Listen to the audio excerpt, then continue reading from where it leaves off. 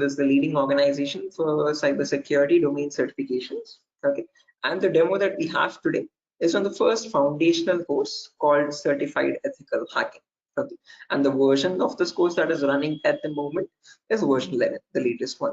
Okay, so again, before we get started, this is a common question that I usually ask students. Again, to understand their perspective on this topic. So again, guys, don't worry, even if you don't know the answer, or if you're not sure about it, still just try to initiate, and let's keep the session a bit interactive and fun rather than just keeping it one-sided. So a quick sample question, like, according to you, in your perspective, what do you think hacking is? Anyone? Again, guys, don't worry, I am not asking for any definitive answers or exact to the point answers. Whatever comes to your mind, okay, whatever you think hacking is, please let me know. Anyone?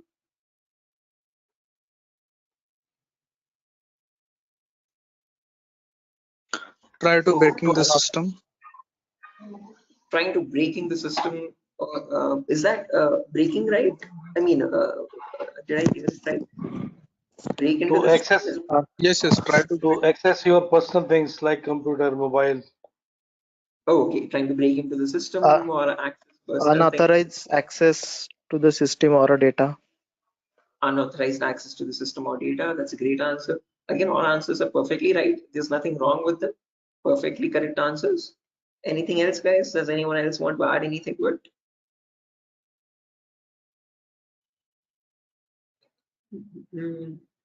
Right, perfect. No worries, guys. Thank you so much for those answers. Those are exactly right. There is nothing wrong with them. Okay, but if I had to just add upon that hacking, that definition, I would add it as hacking is the procedure of trying to gain access to information systems. Okay, these information systems could be anything. They could be from as small as a mobile phone to as big as a web application server or a database or the cloud organization as well. Okay, and this is done without the permission or without the consent and knowledge of the person owning those systems. Okay, so if those systems belong to a third-party person, that person does not know that someone is trying to gain access to their information or the data. Okay, and this is usually performed by hackers for their own benefit. So once they get access to the systems, they can steal the data, destroy the data, or sell the data as well to other third-party vendors. Okay. Now, depending on this definition, we easily understand that hacking is a malicious job. It is a criminalistic task. If it is such a bad thing to do, why do we have a course called ethical hacking? Is the second question. Because ethical is something which is legal, which is allowed. And how can it stand beside the word hacking, which is completely contradictory? So to define ethical hacking, on the other hand, this is the procedure of trying to find vulnerabilities. Okay, a vulnerability is nothing but a flaw or a loophole in the information system. So usually manufacturers might make mistakes somewhere here or there in the coding of the application. Okay, so that gives rise to something known as weaknesses in the information system, or in technical terms, it is also called as vulnerabilities. Okay, and this vulnerability finding, or the process of trying to find these vulnerabilities, is done with the consent and permission of the organization. Okay, so this is done in order to report it back to the target, okay, or to the authority, so that they can apply the appropriate patch for it. And once a patch is applied, that vulnerability is closed. It closes the doorway for the hacker to cause any harm. So thereby, with ethical hacking, we're trying to increase the security of the organization rather than cause any harm. Okay, so that is the main difference, guys, between hacking and ethical hacking. Where in hacking, we are trying to find, again, the hacker tries to take advantage of those vulnerabilities and tries to get information access. But in ethical hacking, you're trying to find those vulnerabilities, you're trying to report them back to get them patched so that you can increase the security. Okay, so I hope these two definitions are clear, guys. Again, if you have any questions, or if you have any queries, or if you want me to repeat something, please do not hesitate to let me know. Okay, feel free to interrupt me at any certain point. Okay, so now, depending on these two definitions, guys, of hacking and ethical hacking, we can categorize the types of hackers. So basically, there's three types. There's someone known as a black hat hacker, a gray hat hacker, and a white hat hacker.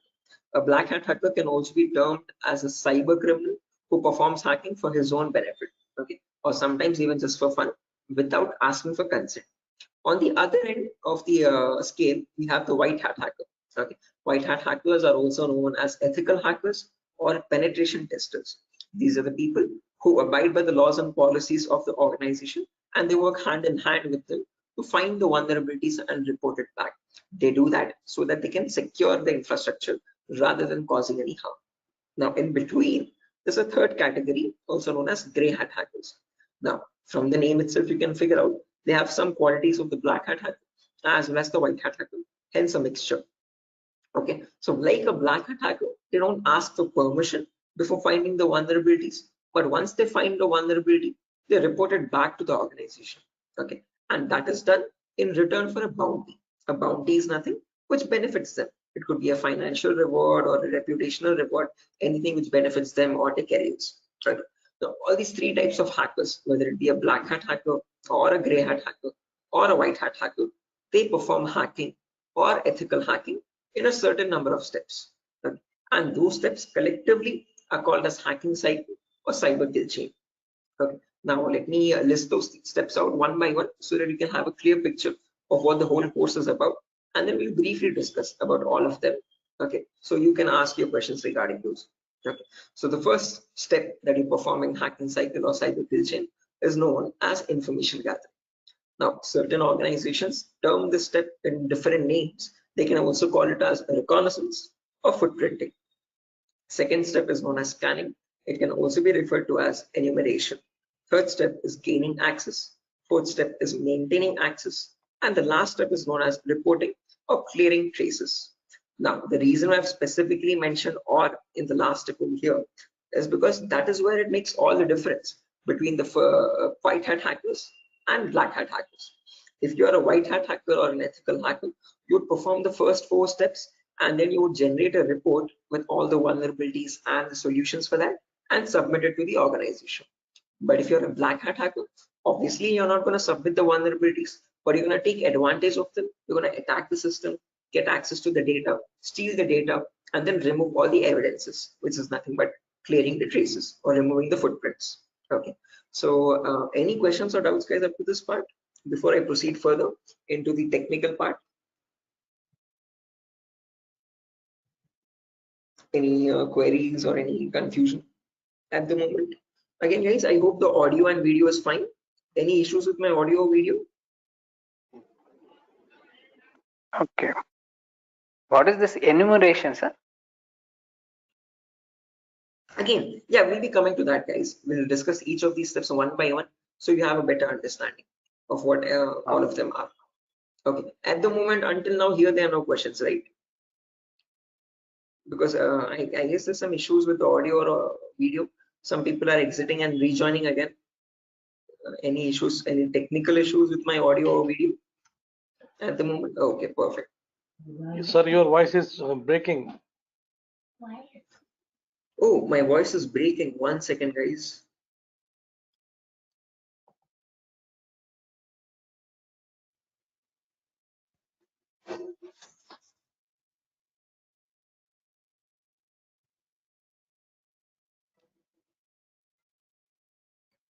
Okay, hello, 1 2 3, hello, 1 2 3. Now it is Guys, okay. it's okay, right? Right, perfect. Clear, sir. Right, let's proceed now, guys, and understand each of these steps one by one so you have a clear picture of what they are. So the first step is information gathering.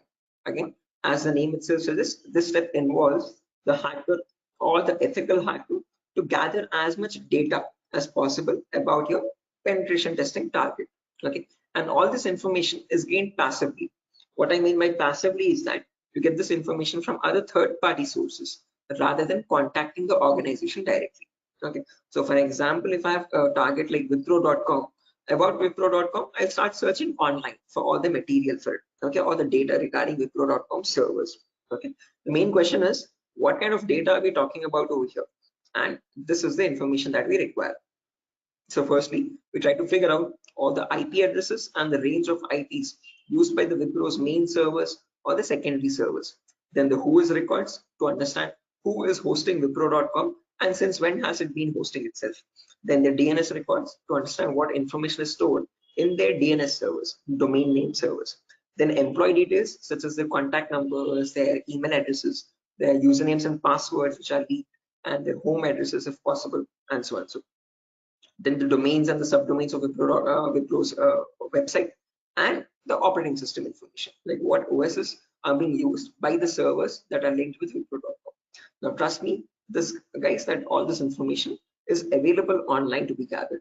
So if I show you a very basic example, let's say if I wanted to find the DNS records for Wipro's organization, all I have to do is go to the browser, and in the browser, I can search for a website called DNS Dumpster. This website is available for free for anyone to access. You can click on the first link, and over here you can just search for Wipro.com, and you can click on search, and now this is going to fetch and give you all the information about the Wipro's DNS servers. So first things first, it tells you where the Wipro servers are being located on the geolocation map. So it tells us that there are 4 DNS servers for Wipro. As you can see, these are their host names, exact host names, and these are the exact public IPs. These IP addresses are very important for a hacker or an ethical hacker to proceed with the further steps of scanning and enumeration. Okay. After that, we can see that there's the host record telling us what are the Wipro servers IP addresses and the subdomains IP addresses. So this is the main Wipro.com server, which is being hosted on the IP 66.7.148.227. Again, this information is very relevant for a hacker or an ethical hacker to proceed further. Further down, you can also see it also gives us the complete network topology. So this is how Wipro servers are connected to one another, and we have the whole network topology with the host names and their IP addresses. Okay, so this is basically whole Wipro's organization main server data. So again, this data is readily available, guys, for anyone to be accessed. That is not the vulnerability. Wipro themselves manually give out this data so that everyone around the world can access their servers. If this information is not given out, not many people will be able to access Wipro services and the website. Okay, the giving out of information is not wrong over here, but not checking if the information that you're giving is secure or not is the vulnerability. Okay, so we have to see that whatever Wipro is disclosing, all these servers one by one are completely secure. Okay, after information gathering is done, then we go to the next phase, which is known as scanning or enumeration. Now, one of you asked me what scanning or enumeration is. This is nothing but trying to get some extra information about the target by making active connections. What I mean by active connections is that you will directly connect to Wipro servers, and from them you will try to fetch the information. Okay. Similarly, when we talk about enumeration, that is about gathering as much information as possible about all the services that are running on the target organization. So in a Wipro's organization, you might have DNS servers, DHCP servers, SNMP servers, Telnet servers, SSH servers. These are the multiple servers, multiple web servers, or multiple other organizational servers. So about each of that server, you need to get information, like what version of services are they running and what applications are they running. So enumeration is trying to gather information about all the servers one by one by making active connections with them. Okay, so you're directly going to ping those servers and you try to fetch the information from them directly rather than contacting any third-party organization. Now, when we talk about scanning or enumeration, there are 3 types of them. There's something known as network scanning, then port scanning, and then finally vulnerability scanning. In network scanning, we can try to figure out on the target network what all devices are active. Okay, so what operating systems are they using, what servers are available, what client operating systems are there. So trying to understand what all devices are they using, IDS, IPS, routers, switches, what all devices are there. On those devices, then you perform port scanning. Port scanning is where you try to figure out what ports are open, and on those ports, what services are there running. Okay, what applications are there running. Then finally, you perform vulnerability scanning to figure out on those services, are there any vulnerabilities? Are there any weaknesses that you can attack on? So during this phase, we'll be using 2 important tools called Nmap and Nessus. So if I just search for enable Nessus over here, this is the tool that is used in organizations as well. So if I click on the first link, as you can see, this Nessus Professional. If I click on buy, it's around $4,000 for 1 year subscription. Okay, quite an expensive tool, and this is the same tool that is used in real-time scenarios. So we'll be working on the same tool in our classes as well. We'll try to understand how to use this tool and how to run or perform vulnerability scanning. The reason why I'm showing you all this is just to make you understand that we will be using real-time scenario tools. Okay, whatever is used in organizations at the moment, we are up to date with those tools. Okay, after if I show you example As you can see, I have the NSS installed on my system over here. I'll show you how you can install on your system as well. And you can see, you can perform various types of scans. And once you scan a system, it shows all the vulnerabilities one by one. The critical vulnerabilities or medium vulnerabilities, information-based vulnerabilities. Again, don't get too confused, guys. We'll again learn how to understand this report. What are these vulnerabilities? What are these different levels of vulnerabilities? We'll understand all that. Okay, but basically, NSS is a tool which can perform network scanning or port scanning and try to understand what vulnerabilities are there on each and every system. So this is an automated tool. We'll learn how to perform automated testing and get a report from it. Once you get a report, you need to perform manual testing also. Okay, and that is nothing but our next phase, which is gaining access. Okay, so this is a huge concept. It covers a vast variety of topics, guys. We'll discuss them one by one. Okay, so the first topic that we'll be learning in gaining access is system hacking. So in system hacking, we'll understand how we can crack or bypass a Windows operating system password. So if you have Windows 7 or Windows 8 or Windows 10 or Windows 11, does not matter. Okay, whatever operating system you have, how do we crack that operating system? How do we get the information about their passwords? If you are unable to get the passwords, how can we bypass authentication and get access to the internal files is what we learn in system hacking. After that comes malware attacks. Malwares are nothing but, in short, malicious softwares. So we'll practically learn how to create each of these malwares, whether it be viruses or worms or trojans, spyware, whatever it be. We'll understand how malwares are generated and how we can protect our system from malwares. Or if there is a malware already installed, how can we detect that malware and prevent it from running further or causing any further harm. Okay, then there's a bonus topic called malware advanced. This is again not included in the CH curriculum. We have just added it as a bonus topic for students to have better understanding about malwares. In this, we'll be sharing the resources to understand how you can create your own malwares by using Python programming. So just in case if you know Python, well and good. If not, also not an issue. We'll be sharing the resources as extra material to understand. So if you are interested in malware development also, this is a very important bonus topic for you. After that comes network penetration testing. In this, we'll learn all the common network attacks. So in a network, you have multiple, again, devices, IDS, IPS, multiple different types of servers, like mail server or DNS servers, DHCP servers, SNMP servers, and so on. So we'll understand how to check for vulnerabilities on each of these servers. Along with that, we can perform a few attacks as well. Sniffing attack, man-in-the-middle attack, denial of service attack, or distributed denial of service attacks, DDoS. Okay, and hacking Wi-Fi routers, trying to crack the password of Wi-Fi routers and getting access to those routers. All this comes under network penetration testing. Okay, all the common attacks that we can perform in a local network. After that comes social engineering, where we learn how hackers create fake websites. Okay, whether it be facebook.com, instagram.com, twitter.com, or flipkart.com.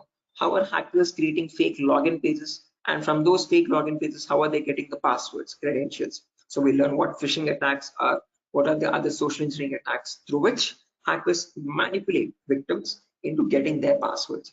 Okay, so we'll learn all that, and we'll also understand how to prevent these attacks, how to distinguish between a fake page and an original page, and so. After that, we have web application pen testing. In this, we learn all the common vulnerabilities that exist on websites. So again, websites also have some weaknesses, okay, on which attackers can exploit and try to get access to the internal web server data or the internal database data, and so on. So to list out a few, there's vulnerabilities such as SQL injection, cross-site scripting, broken authentication, file upload vulnerability. Now, might sound very technical, guys, but these are the weaknesses using which hackers can get access to your information, to your passwords and usernames. Okay. After that, finally comes hacking mobile phones, where we learn how we can hack an Android phone and get access to that Android phone remotely. After gaining access is done, then we have maintaining access and maintaining access, reporting and clearing traces, where we learn how we can maintain persistent connections. So if the target is restarting his system or shutting it down and starting after a very long time, how do we get access to that data? How do we still stay connected to the victim machine? Is what we learn in maintaining access. After that comes reporting or clearing traces, where I'll show you how you can generate a report and submit to your client or submit to your organization, or how do you remove the evidences.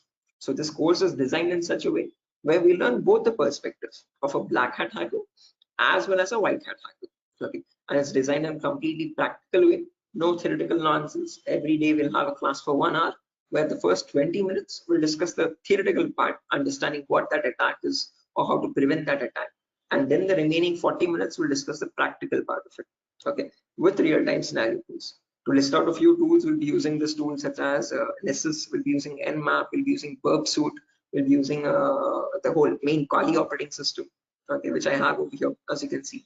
Okay, before that, let me show the course content as well, guys, very quickly. So yeah, this is over here, the course content for the whole course. Okay, and the course is for a duration of 35 days, where we learn from the very basics itself.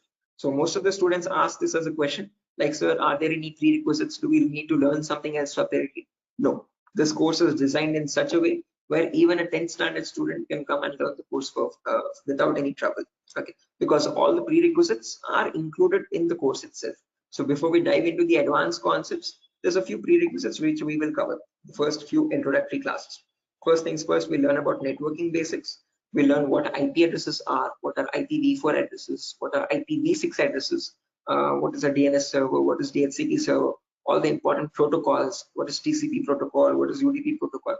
We'll discuss all that in networking basics. Then we'll jump into virtualization. Okay, virtualization, because as you can see over here, I'm running my Windows 11 operating system. On top of this, I'm running my Kali OS. Kali is a Linux-based operating system. Okay, and we need to install this. The reason being, this comes pre-installed with all the penetration testing tools. So for information gathering, web application attacks, password attack, Wi-Fi attack, all these tools are available in Kali Linux. These are not available for you in Windows. So that is why we need to understand how to install this Kali operating system. Okay, and for that we need a tool such as VMware. VMware is a virtualization software. This allows you to install multiple operating systems on the same machine. So I have my Kali OS, I have my Windows 7 OS. All of these are running on my Windows 11 operating system, as you can see. Okay, so on my Windows 11, I can run my Kali, Windows 7, whatnot, as many operating systems as I want. After that is done, then we learn basic Linux and Windows commands, because as I've mentioned, we'll be using Kali Linux. So we need to know how to operate that OS. Okay, so we'll understand what the basic Kali commands are. We'll get familiar or comfortable with the Linux environment, and then we'll dive into the advanced concepts. Okay, so there's a few extra concepts there mentioned as well, as you can see over here: cryptography, reverse engineering, IoT, cloud security. These are not mentioned in the presentation for us, but these are all the topics that we'll be covering. Okay, the whole course duration is around 1 month, guys, 30 to 35 days, and we'll have a class from Monday to Friday onwards for every day for 1 hour. Okay, and the timings will be same. We'll have timings at 8 p.m. Every class will be recorded, and you'll be getting the recordings as well online, which we will have permanent access to. So just in case if you're missing out any class, you can access the recordings whenever you want. Okay, if needed, we can take backup classes as well on Saturdays and Sundays, just in case if there's a lot of absence. Okay, so yeah, that's that, guys. A quick introduction on what the course is and how long the duration of the course is. If you have any questions, you can shoot at me right now. Please let me know, guys. Any queries, anything that you want me to repeat or so. Hey, can you hear me?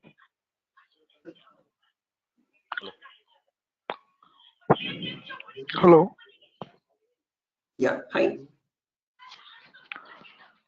Sir, why we use that websites that you show before this PPT? Sorry, Yogesh, I didn't get your question. Can you please repeat? Sir, we as you said that we use some websites for ethical hacking. So that website that you opened before this PPT, I'm asking about that Yeah, website. the DNS dumpster website, as you can see. This is for information gathering, trying to gather information about any certain client. So before we perform hacking, it's very necessary that we know all the data about that organization or the data about that target. So in order to get that data, we have to visit these third-party websites. Okay, sometimes your organization might not give you that data sufficient for us. Okay, that is why we need to gather that information from other third-party sources, websites like DNS dumpster and so on. Okay, the more the data you have, the more possibilities you have to attack the system. okay, the more attack vectors you can find or possible paths you can find to attack the system. Okay. So that is why it is necessary to access these websites and get the data about our target from these websites. Okay, okay, so understood. Right. Any other questions, guys?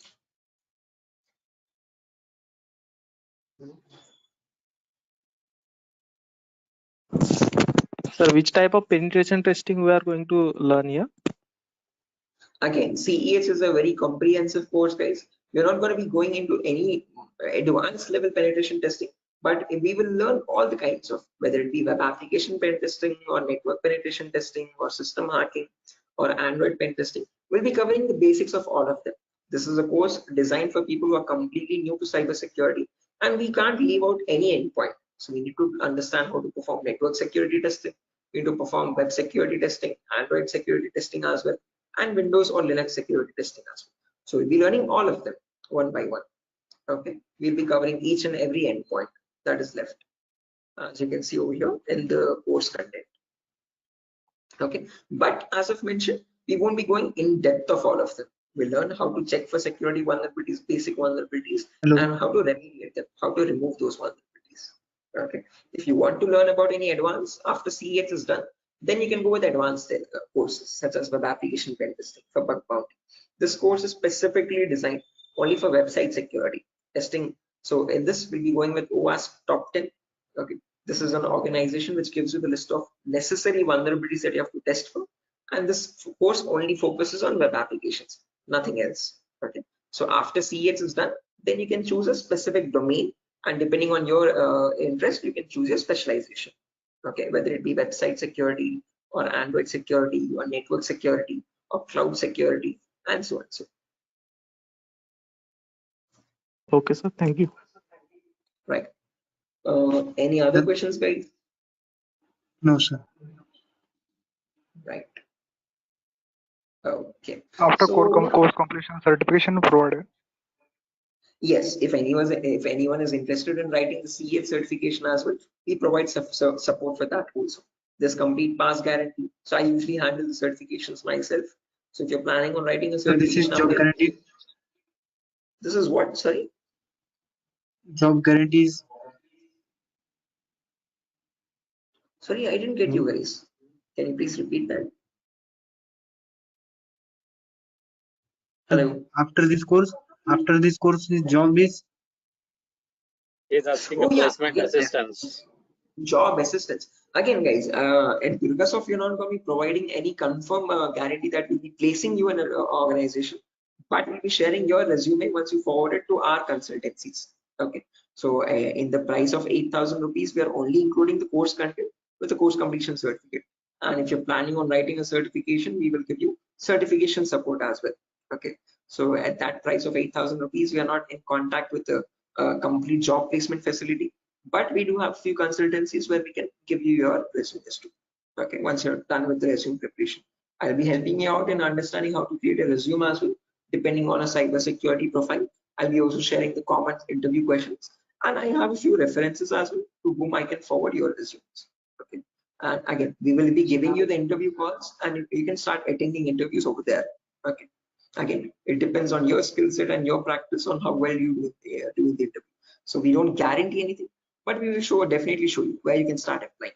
If it's necessary, I can just give you one source now itself. You can, after your course is done, this is the common website that I usually suggest for students, jobs.null.community. This is a website only specifically for cybersecurity job roles. Okay, nothing else. As you can see, null jobs. This is the website. Okay, and these are all the different domains, and you can start searching over here. So if you're a complete fresher, just click on freshers or internships, and these are at the moment these are the available placements. Okay, so for internships, okay, if you're not into internships, you want a specific job role, you can start applying for VAPT, vulnerability assessment and pen testing. These are the ones at the moment for cybersecurity. After the course is done, you can start applying over here also. So this is one website that I suggest to most of the students once the course is done, so start applying for jobs. Okay, so again, how well you do, it depends on your skill set and your practicing, guys.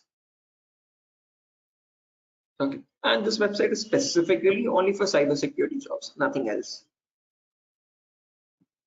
Okay. Any other questions, guys? No, sir. Thank you. Right. Again, if you practice properly and if you're done with the course, guys, and if you're thorough with all the concepts, getting a job in these portals is not that tough. Okay, there's a lot of students from our previous batches as well who have searched for jobs in this nuls.job.co.in and they found their internships and their jobs. Okay, so again, as I've mentioned, once you sit for the interview, it's all on you. Okay, so it depends on your preparation of how well or bad you do. So we can't guarantee anything, okay, because that's on your skill set, but we can at least show you where you can start applying for jobs. Okay, so yeah, that's that, guys. Nothing further for our session today. And yeah, if you have any queries, again, over here is my number, just in case if you have any queries, technical queries, you can let me know. This is the number over here, 7680069. Hello. 768. Hello. Yeah, I can hear you. Prabin, I can hear you. Yeah. So I just wanted to know. Actually, I'm a working professional. Right. I'm working on the front end side, but wanted to move into this domain. So, what suggestions could you, give me on that side? Again, same, I would recommend if you're completely new to this domain, go with Certified Ethical Hacking, CH version 11. This is a foundational Okay. course for people completely new. So you'll be learning everything from scratch. After that is done, if you possible, if time and financial permits you, you can write the certification as well from EC Council. So there will be a CH examination for 125 questions. Okay. And if you give 75% of them right, you get certified from EC Council. You get a certificate from the US organization. Okay, so that adds edge to your resume. If not, if you are not, again, certification is quite costly. It's around $500. So if you're not planning on writing the certification, I would recommend doing some extra advanced courses as well after CH is done, and then add that at least to the resume to build some edge again. Okay. Okay. And is there any coding involved here, or is it into completely into, the No, security part?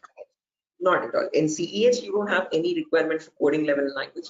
But if you're planning on going for some advanced courses like web application pen testing or profile security testing, there you might need to have some basic knowledge. Okay. So when we talk about web application, it is necessary that you have basic knowledge on HTML and JavaScript.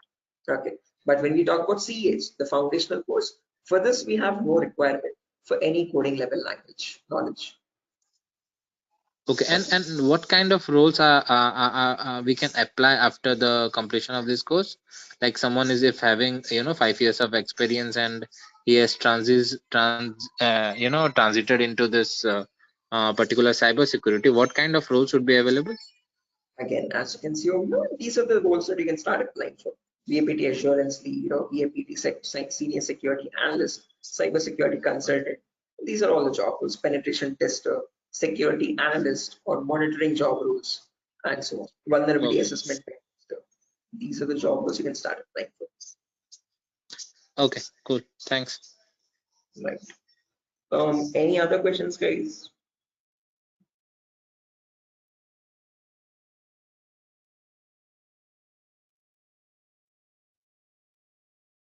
Right. Assuming there's no more questions, guys. So yeah, that's that for a session. Nothing further. Again, we'll be starting the course from Monday onwards, guys. Tomorrow and day after tomorrow, we'll be having the same demo. So just in case if you have joined late also, you can join tomorrow as well at the same time. And if not, you can directly join the course on Monday. Okay. If you have any further technical queries, guys, here's my contact number as I've mentioned already. Although if you have any queries regarding the course date or again course fees regarding that, you can contact the institute. Okay. So yeah, that's that, guys.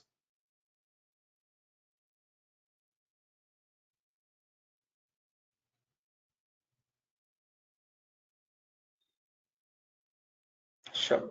So I'm gonna be exiting, guys. I hope you have enjoyed the demo. And yeah, if there's any queries, please do let us know how we can help you. Okay. Have a good day, and I'll see you soon. Bye bye.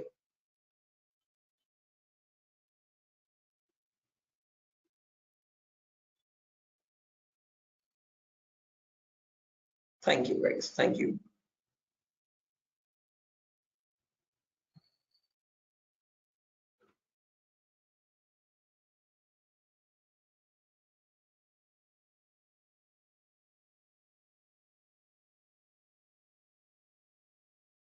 Okay. Hello, guys. Can you hear me now? Biswajit Singh, Rakesh, Ravikiran, Maman, Shiva, Sujata. I hope I'm audible now, guys. Yeah, Biswajit. Can you hear me now? Yes, we can. Right, perfect. So let's just wait for 2 more minutes, guys, for the other people to join as well. And then we'll be starting the session. Until then, if you have any queries or if you have any questions before we start the session, you could please let me know.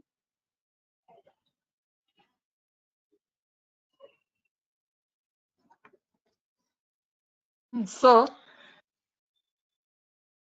Yes, I excuse can me, hear sir. you. Yeah. So is this the same demo was on Sunday?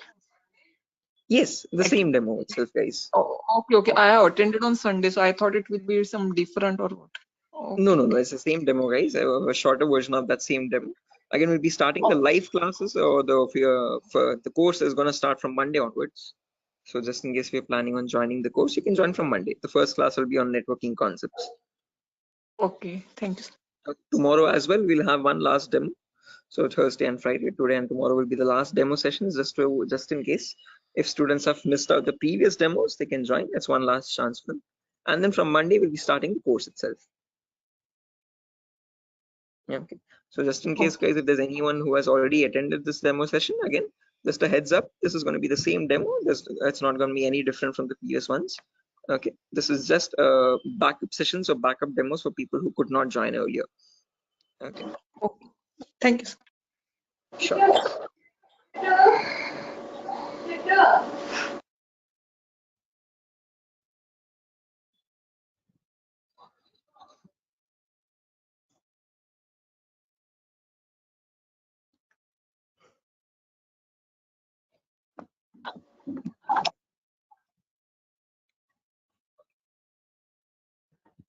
Sir, it means I can directly join on Monday because yesterday I was also present.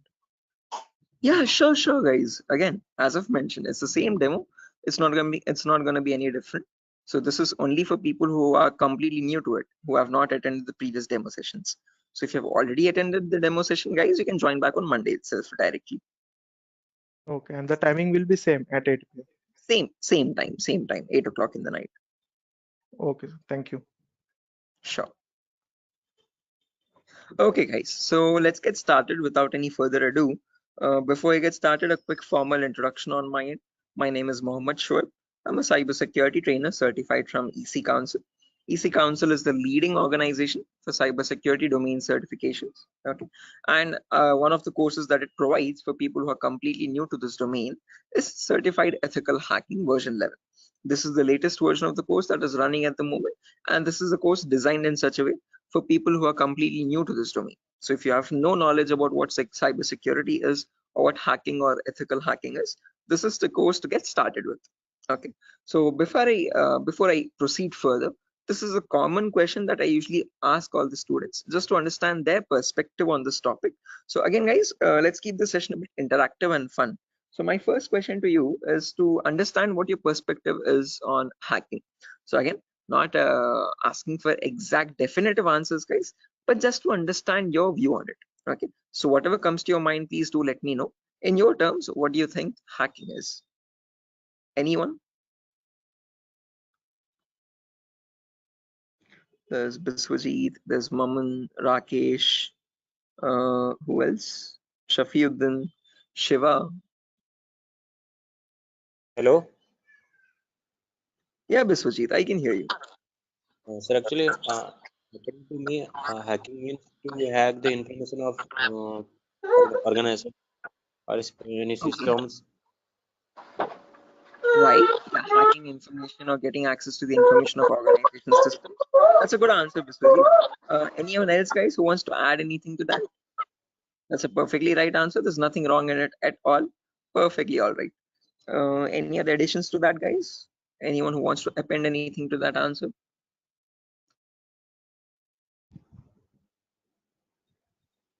Okay, no worries. Shiva, you were about to say something? Your mic was unmuted for a while.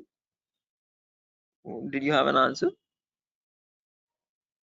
Okay, no worries, guys. So let me just add on with Biswajit's answer. So if I had to define hacking on, depending on using on his words itself, hacking is nothing but the procedure of trying to gain access to information systems. Okay, now these information systems could be anything.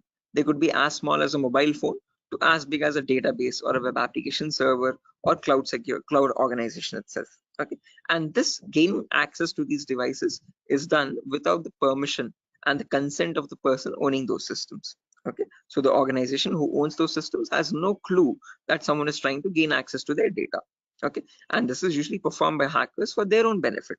So once they get access to the data, they can steal it, they can destroy it, or sell it on the dark web to other third-party vendors. Now, if hacking seems such a malicious job, why do we have a course called ethical hacking? Is the second question. Because ethical is something which is completely legal. And how could hacking become legal now? That's the main question. So when we talk about ethical hacking, on the other hand, guys, this is the procedure of trying to find vulnerabilities. Okay. A vulnerability in simple terms can also be called as a weakness or a loophole in the information system. And using these weaknesses only, hackers try to get access to the target informations, target information systems data. Okay, so your job as an ethical hacker would be to find these vulnerabilities before a hacker does, and this is done with the consent and permission of the organization. So once you find these vulnerabilities, you have to report it back to the organization so that they can apply the patch for it. And once a patch is applied, you're thereby increasing the security of infrastructure and preventing hackers from causing any further harm. So with ethical hacking, you're trying to increase the security and make the infrastructure much more secure and stronger compared to what hacking is. Okay, where you're trying to exploit vulnerabilities. Okay, so are these two definitions clear, guys? Like what is hacking and what is ethical hacking, and how are they different from one another? Because most of the students have a misconception that both these terms are one and the same. No, guys, we're not going to be performing hacking. We'll be learning ethical hacking in the course. Okay, we won't be exploiting the vulnerabilities, but we'll see how to search for them, how to find them in an organization's systems, and how to report them back to the organization. Okay, so that we can prevent hacking from happening. Now, depending on these two terms, guys, we can categorize the different types of hackers as well. So we have someone known as a black hat hacker, then we have someone known as a white hat hacker, and in between there's someone known as a gray hat hacker. Okay, so firstly, the first category is black hat hackers. These people are also commonly referred to as cyber criminals. Okay, these are people who perform hacking for their own benefit, and they do this by asking no consent at all. On the other end of the spectrum, we have the white hat hackers, who are also termed as ethical hackers or penetration testers. Now, these people perform ethical hacking, or in simple terms, penetration testing, to find all the vulnerabilities in the organization. And they do this by asking for consent and by following all the laws and policies set by the organization. So they do not cross any line, they do not perform exploitation of any vulnerabilities. They only work to increase the security of the organization. Now, in between white hat hackers and black hat hackers, there's someone else known as a gray hat hacker. Now, as the name itself suggests, these people have both the qualities of black hat as well as a white hat hacker. Like a black hat hacker, they don't ask for permission before finding the vulnerabilities. But once they find a vulnerability, like a white hat hacker, they report it back to the organization. Okay, they don't take advantage of it, they don't exploit it and try to attack the system, but they report it back so that they can help the organization. But it's a give and take relationship, so it's there's kind of a bargain over here. Okay, the catch is that these gray hat hackers ask for a bounty in return. Okay, a bounty is anything which benefits them, so they could ask for some prize reward, or they could ask for some reputational reward, anything which benefits their career and profile. Okay, and that is why in simple terms they are also known as bug bounty hunters. They find bugs in return for a bounty. Okay, so they are hunting for bugs. Okay, now all these three types of hackers, whether we take black hat hackers, gray hat hackers, or white hat hackers, they perform hacking or ethical hacking in a certain number of steps. Okay, and they follow a procedure, a systematic procedure. That systematic procedure is known in simple terms as hacking cycle or cyber kill chain. Okay, various organizations categorize these steps into various numbers, but if I had to summarize it up, there are 5 important steps in hacking cycle or cyber kill chain. Whether you take a black hat hacker or a white hat hacker or any kind of a hacker, he needs to follow the same procedures as well. Okay. Now let me list them out first, and then we'll discuss in detail about each of them, so you have a clear picture of what the whole course is about. Okay, so the first step is known as information gathering. It can sometimes also be referred to as reconnaissance or footprinting. So they are one and the same term, guys. Don't get confused. Various organizations use various terminologies, but whether you hear information gathering or reconnaissance or footprinting, all the three terms are one and the same. After that, you have scanning, which can also be referred to as enumeration. Then you have gaining access, then you have maintaining access, and finally there's a reporting or clearing traces. Now, the reason why I've mentioned or over here in the last step in capitals is because to make it a note to understand that this is the only step where you have a difference between black hat hackers and white hat hackers. Now, whether you're any kind of a hacker, whether it be black, white, or gray, the first four procedures are to be followed mandatorily. So you have to follow those first four procedures in the same order. After that, in the end, what changes is the last thing that you do. Okay, if you're a white hat hacker, you would definitely report all the vulnerabilities that you have found with the remediations, with the solutions to remove those vulnerabilities. If you're a black hat hacker, definitely you're not going to be giving any solutions, and obviously you won't be reporting it, but you will try to remove all the evidences. So whatever harm you have caused, whatever data you have stolen, you might leave some footprints here and there. Okay, so that is why it's very necessary that you remove or clear those footprints so that you cannot be traced out and you stay anonymous. So that is known as clearing traces in simple terms. And in our course, we're learning both the perspectives, how we can generate a report and submit to the organization, or how hackers clear the traces and remove all the evidences. Okay, now let's briefly discuss about each of these one by one, guys, so you have a better idea on the whole course. But before that, any questions, guys, for anyone? Again, please feel free to interrupt me at any certain point. Do not hesitate to ask a question. Please let Hello, me know. Yeah, Biswajit, I can hear you. sir.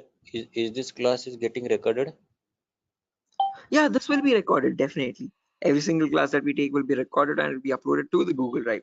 So even once we start our course as well, the whole duration of the course, every single day we'll take a 1-hour class, and each class will be recorded and uploaded to the Google Drive. So that just sir. in case if you're missing out, if you're absent for a session, you can access the recordings whenever you want to. Okay. Okay, sir. Actually, from the starting, you told about hacking and ethical hacking.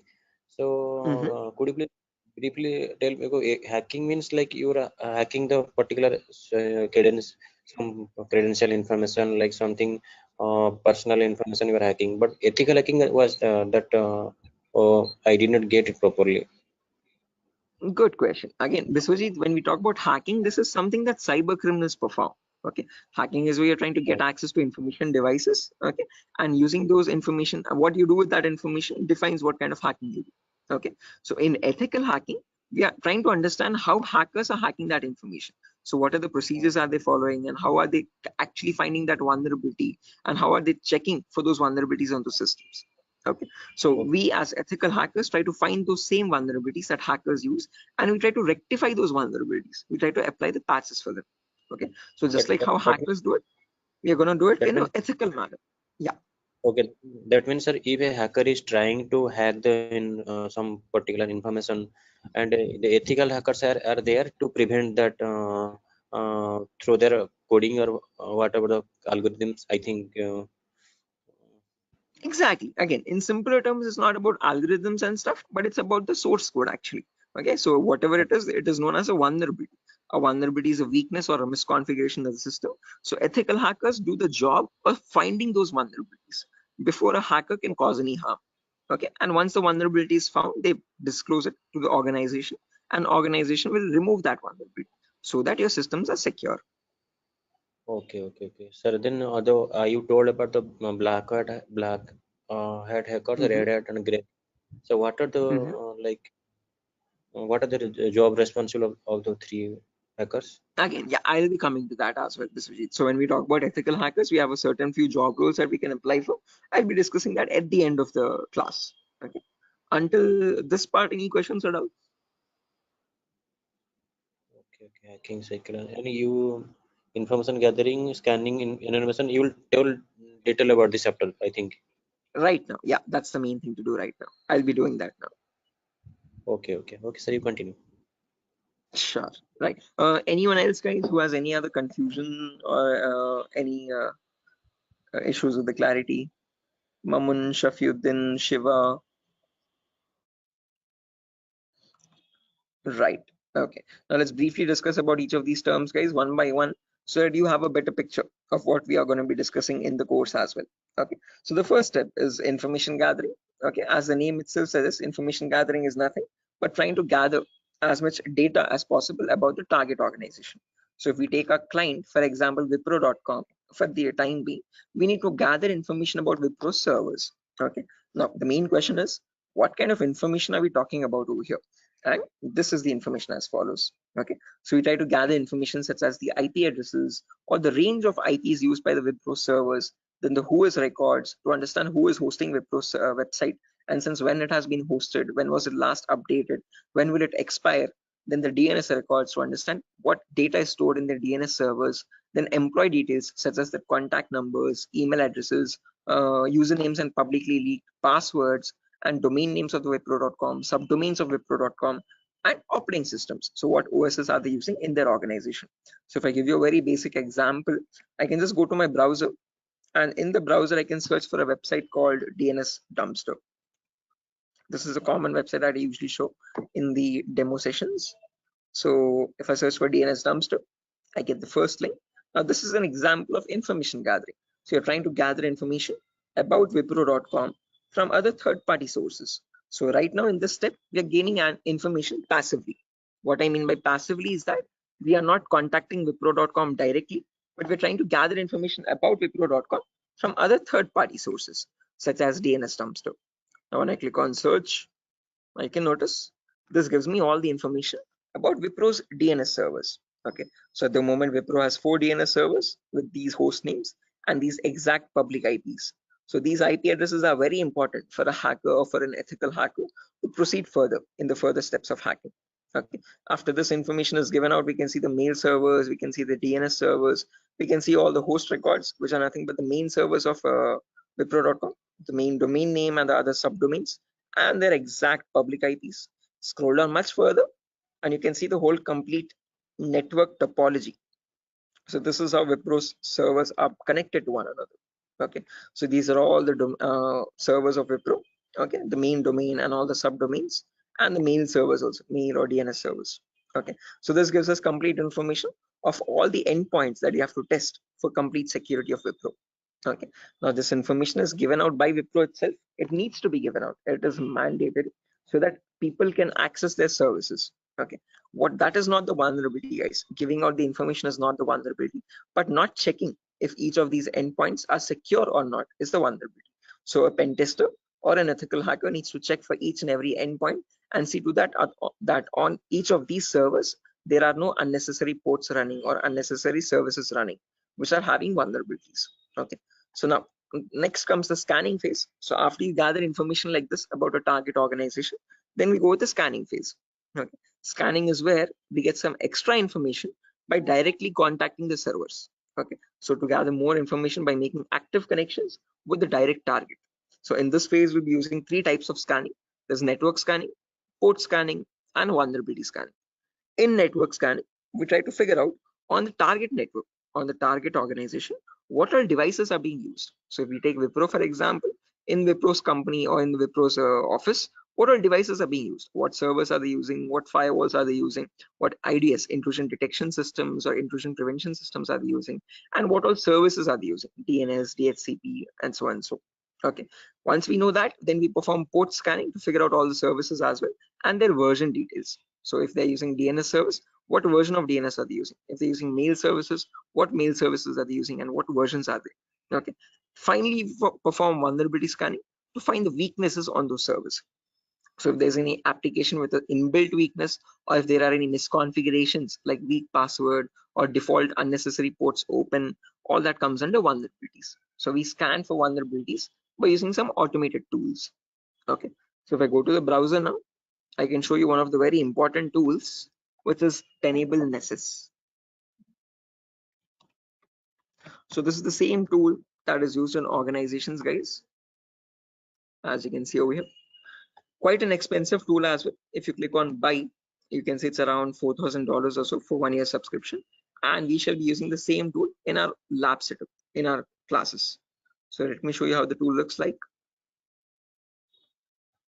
Admin password. Yes. So again, default password, default credentials, policies, scan templates. So this is how your Nessus tool looks like, guys. So this is capable of performing your network scan or port scan or vulnerability scan and gives you the list of vulnerabilities. So once you perform a scan, it shows you in your network whatever devices are there, what vulnerabilities are there on those devices. So it categorizes the weaknesses on the system in 5 levels: information, low, medium, high, and critical. So if a company has any critical vulnerabilities, it means hackers can easily get access to their servers. Okay, so we'll understand how to perform vulnerability scanning, how to know if a system has any vulnerabilities, and if hackers can hack their organization so easily. Okay, if they can hack, how do we provide the solutions is also what we learn. Okay, after scanning is done, then we go with the next phase, which is gaining access. Now this is a huge concept, guys, covers a lot variety of topics, and these are the topics as follows. Before I proceed further, any questions or doubts up to this part, guys, in information gathering or scanning?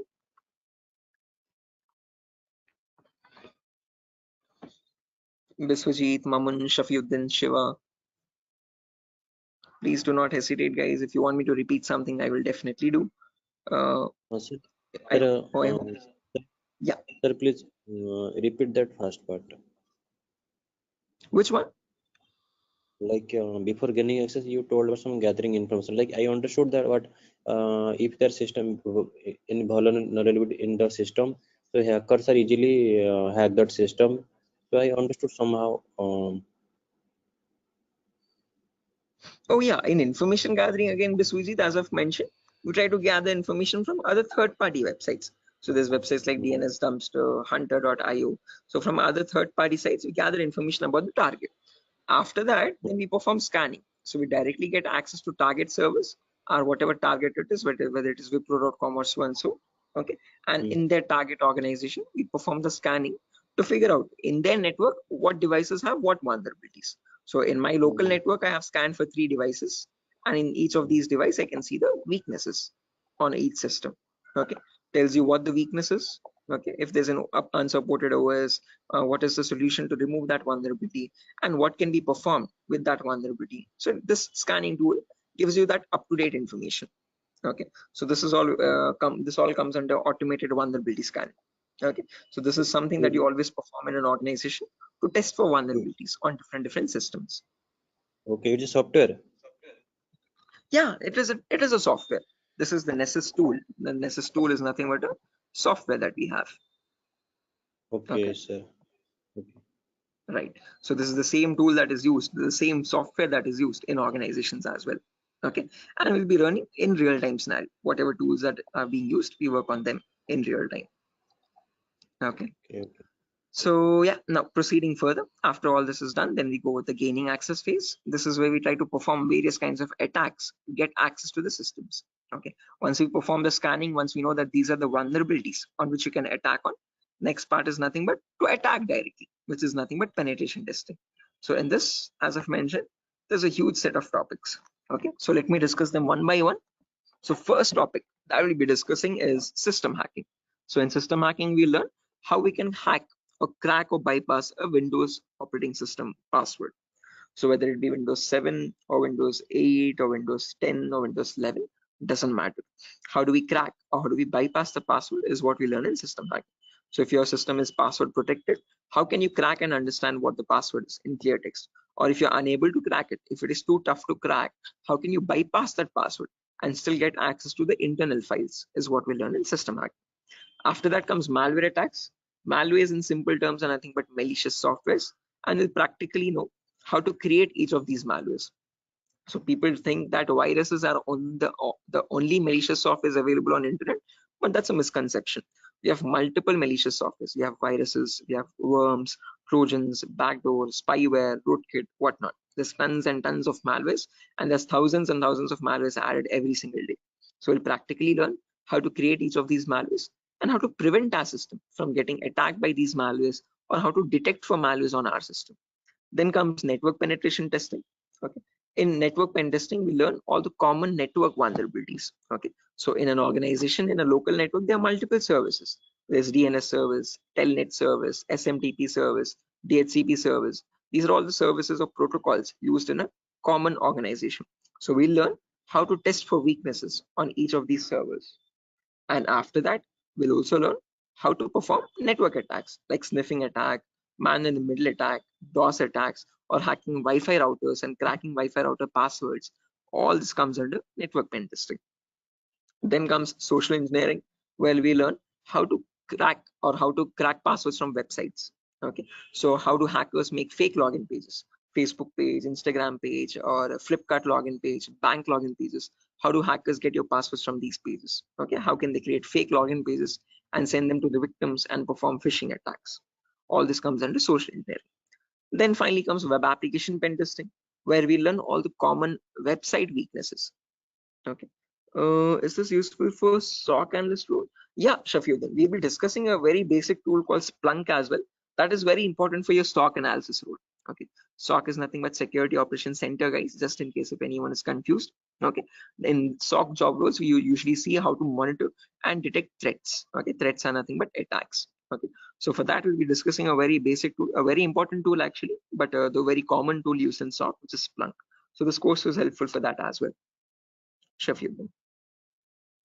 Okay, now after that, coming back to our topic, guys, as I've mentioned, we'll be discussing web application vulnerabilities, where we learn all the common website weaknesses. Now again, this might sound a bit technical, guys, okay, but these are a few common weaknesses that exist, such as SQL injection, cross-site scripting, broken authentication, file upload vulnerability, and so on. So these are the weaknesses that hackers use to get access to the web server, okay, or the databases in the backend. Okay, after that, we have hacking mobile phones, where we learn how to hack or crack an Android application phone. Okay, so how do we use Trojan attacks and get access to the Android phone remotely? Okay, after this is done, then we have two small topics, which are maintaining access and reporting or clearing traces. So this is the most important concept, guys, gaining access. After that, we need to know how to maintain persistent connections. So how do hackers maintain a connection even if the system restarts? Okay, is what is known as maintaining persistent connections. After that, we have reporting or clearing traces, where we'll see how to generate a report and submit to the organization. Or if you're a black hat hacker, how do they remove all the evidences? How do they clear the traces? Okay. Now, since not everyone is from a technical background or might not be from a technical background, we will discuss a few prerequisites as well. Okay. So the course is designed in such a way where you don't have to learn anything separately from outside. So if you're, this is in a way to even a 10th standard student to understand this course in a simple and sufficient manner. Okay, so before we dive into all the advanced concepts, we'll be discussing these 4 prerequisites or 4 to 5 prerequisites. So first we'll learn basically what ethical hacking is, or how is it different from hacking. Then we learn virtualization. Okay. The reason why we need to learn about virtualization is because we'll be using a tool called VMware. So as you can see on my desktop, this is my Windows 11 operating system, and on this I have my VMware application. Okay, this VMware allows me to run multiple operating systems on one single machine. Okay, so as you can see, I can run my Kali OS, I can run my Windows 7 OS, Ubuntu OS, and so on and so. Okay, the reason why we need virtualization is because we need to run something known as Kali Linux. This is a Linux operating system, guys. Okay, and this is very important for us because this comes pre-installed with all the penetration testing tools. Okay, for hacking tools or ethical hacking tools. As you can see over here, there's information gathering tools, there's web application testing tools, there's password attacking tools, Wi-Fi attacking tools, and so on. So these are the tools that specifically come only with Linux OS. Okay, they're not available in your Windows operating system. So that is why we need to know how to install this operating system and how to use this out. Okay, again, one good thing is this is completely free and open source. Anyone can download this operating system from the official website kali.org. Kali.org. Okay, so how to download this and how to install this is what we learn in the virtualization class. After that is done, then we will go with basic Linux and Windows commands. So as I've mentioned, Kali is a Linux OS. So we need to understand how to use a Linux operating system. What are the basic commands in Linux and how is it different from Windows operating system? After that, we learn basic Windows server configuration, how to configure a DNS server, how to configure a web server in Linux, in Windows OS. Okay, and after all that is done, then we go with the important concepts. Okay, information gathering, scanning, enumeration, then gaining access, maintaining access, all that comes after that. Okay, so until these concepts are done, then you'll be ready for all the advanced concepts. So this is designed in such a way where you don't have to learn anything separately from anywhere else. Okay, so after that, again, there's a few bonus concepts as well, guys, such as cryptography, reverse engineering, IoT, cloud security, Splunk, So these are not included in other institutes. Okay, these are a few concepts that we have specifically designed in such a way so that you can proceed further and learn advanced courses as well if you're interested. Okay. So yeah, that's that, guys. Again, one last thing, the whole course is for a duration of 1 month, where you'll have classes from Monday to Friday every day for 1 hour. Okay, and every class will be recorded and it will be uploaded to Google Drive. So just in case if you're missing out any classes, you can access the recordings as well. Okay, so yeah, that's that, guys. Any questions on your end? Yeah, Biswajit, you were asking me one question, asking about the job roles, I guess. So once you're done with the course, you can start applying for job roles like SOC analyst, vulnerability assessment tester, or penetration tester, or again, security engineer, and so and so. Okay, so these are the job roles that you can apply for once you're done with the course. Actually, I have taken this course on. I was just learning this course just to get a job in that ethical hacking, like information security, and in any IT company. So actually, sir, as I came to know that, sir, is there any like coding algorithm required to just like to do such kind of activity in Good ethical question. hacking? Great question. This is a very common question that is frequently asked by students, that do we need any coding knowledge required for this course? Definitely not. So, sir, in CEH we will be discussing again. We will be primarily focusing on Linux operating systems. So we need to know how to use a Linux OS properly. Okay, so that is the only requirement which we will be learning throughout the course. Okay. Other than that, you do not require any coding level language knowledge at all. Okay, so coding or development knowledge is not at all necessary. Wherever it is, we will be discussing that basic necessity of it. Okay, so there are certain topics where we have a topic called malwares. So in this we learn how to create malwares. Okay, so in that one topic will require basic coding language knowledge, but again, that itself I will myself be teaching it. Okay, so you don't need to learn anything separately from anywhere else. And other than that, this one topic, malware, we won't be using coding language at all anywhere. Mhm. So Ajay, so actually I am doing job in Linux support, like technical support. That's great. This is going to be a lot easier for you then. Mm. So actually that's why I want to change my career, change my like next job into information security on the doing ethical hacking courses. Yes, I one more thing that, sir, is there is it necessary to get the certification on ethical hacking, like you have done something Right. Again, it gives an edge, Biswajit. It's better to have a certification. If you're not going with certification, I would recommend you learn a few extra courses as well. Okay.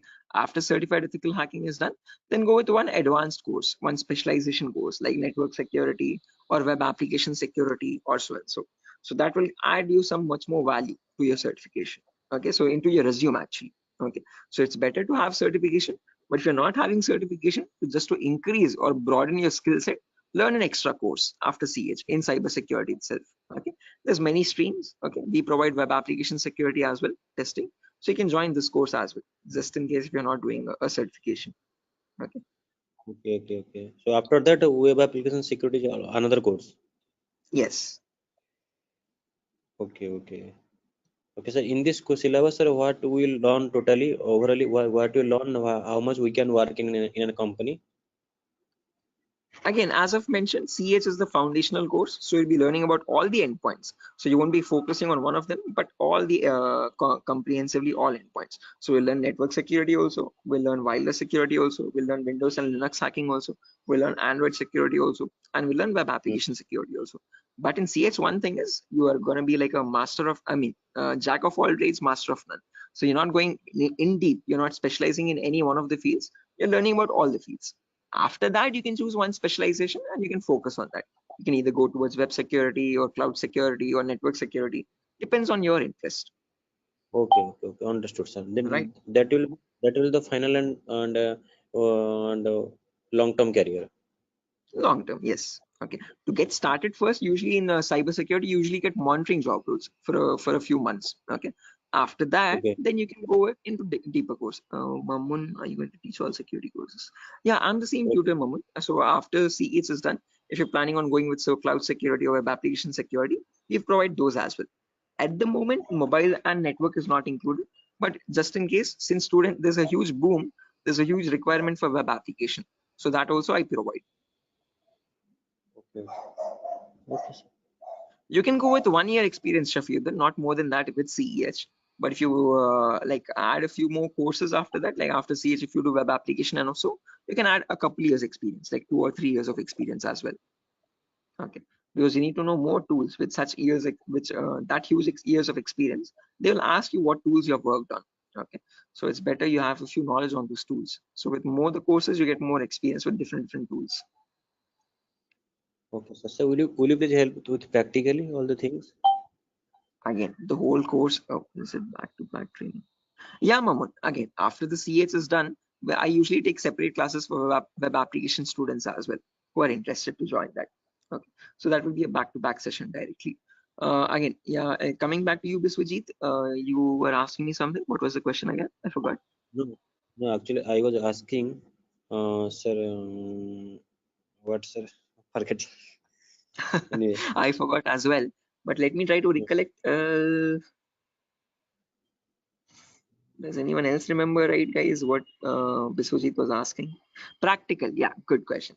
So again, the whole course is designed in such a way where it is 20-40 ratio, guys. So out of all the 60 minutes that we have every single day, the first 15 to 20 minutes will discuss the theoretical part. The remaining 40 minutes will discuss the practical part itself with real-time scenario examples. I'm not going to be boring you with theoretical knowledge. Only in the demo class and only in the first few introductory classes we'll discuss theoretical concepts. Once we start from the information gathering, everything is going to be completely practical based. Okay, with tools that are used in real-time scenario. Are you teaching cloud security? Yes, I teach cloud security as well, Biswajit. Okay, but again, as I've mentioned, that is usually taken up after CH is done. Okay, so we'll discuss on AWS security and again, mostly on AWS itself. Actually, I wanna make my career into that like cloud security part. That's why I was thinking how much practical you will teach here and how much we can be skilled enough in this course, so that we can be confident enough while attending the interview. So, will you please discuss on about the some like mock interview questions and resume building? Definitely, I will help you. I will send you sample resumes as well to understand how to create a resume for a cyber security profile. Okay, and along with that, I'll also share the commonly asked in interview questions. So I have a PDF document prepared for that specifically, which I share with all the students after the course is done for all the cyber security related interview questions. Okay, so I'll be sharing all that as well. Okay, sir. No, because I have planned after completion of this course, I have planned to move on cloud security by practicing those questions and all the practical things. Definitely. Again, if necessary, I'll be sharing the resources as well separately for you regarding your cloud security content. Okay. So if you're planning on doing a course after CS is done, then you can contact me for that. We can do that course separately. Okay, sir. Okay, it's not included with Durga Soft at the moment, but again, yeah. Okay, sir. Sure. Any other questions, guys, at the moment?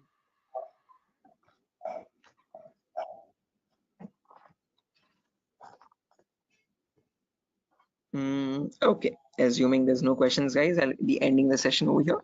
And yeah, that was great interacting with you guys all, Biswajit, especially with you because you have asked a lot of questions. So I hope everything is clear and you have no more unresolved queries. Okay, and now I understood. I will follow that like recording also. If I got any doubts and demo sessions, I will ask you in the next class. Definitely, sure, definitely. Again, guys, if necessary, here's my contact number as well, 76800697768. If you have any technical queries, you can contact me over here. If you have any queries what other technology we should know, again, Mahmood, as I've mentioned, it's better to have Linux knowledge, Linux commands knowledge, and how to use a Linux operating system, and basic networking knowledge. What are IP addresses, what are IPv4, what are IPv6 addresses. If you do not know these also, as I've mentioned, all these are included in the course itself. So these are the prerequisites which are required. But again, I have included them in the course just in case if you're not familiar with them. Okay. So there's no prerequisite for joining the course. All you need is a good laptop to run the practicals. Okay. Minimum requirement would be at least an i3 processor, oldest to oldest i3 processor, and minimum to minimum 6 GB or 4 GB RAM. If you have 8 GB, that is recommendable. Okay. Recommended. But if you have minimum 4, it might hang a bit, but it will work. Okay, So one important requirement is you need a laptop or a device for practicing, because we have a lot of practicals in the course. Okay, so other than that, nothing else is required. Okay, just interested mindset and a device to practice on. Those are the only two requirements for this course, nothing more. Okay. Right. So yeah, that's it, guys. Nothing further for the session today. If you're interested to join the course, you can join this from Monday. We'll be having the first class on Monday for networking concepts. Okay. And after that, yeah, tomorrow as well, there's another demo session. So just in case if anyone is planning to join a demo again, you can join it tomorrow at the same time. If not, we'll be starting the course from Monday itself directly. Okay, thank you, sir. Okay, guys. Good day. Thank you for joining the session. It was great interacting with you. And I'll see you soon, guys. Bye-bye. Have a good day. Thank you, sir. Good night. Thank you, guys. Good night.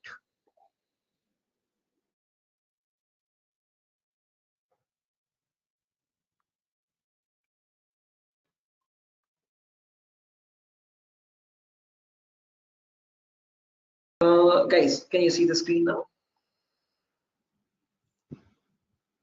Yeah, I can see you now. Yes, sir. The Yes, it's Sujata, Somat. Yes, sir, it's visible. Right, perfect. Thanks. Okay, how many people are there? Kiran, Rakesh, Biswajit, Prashant, Shiva, Somat. Okay, perfect.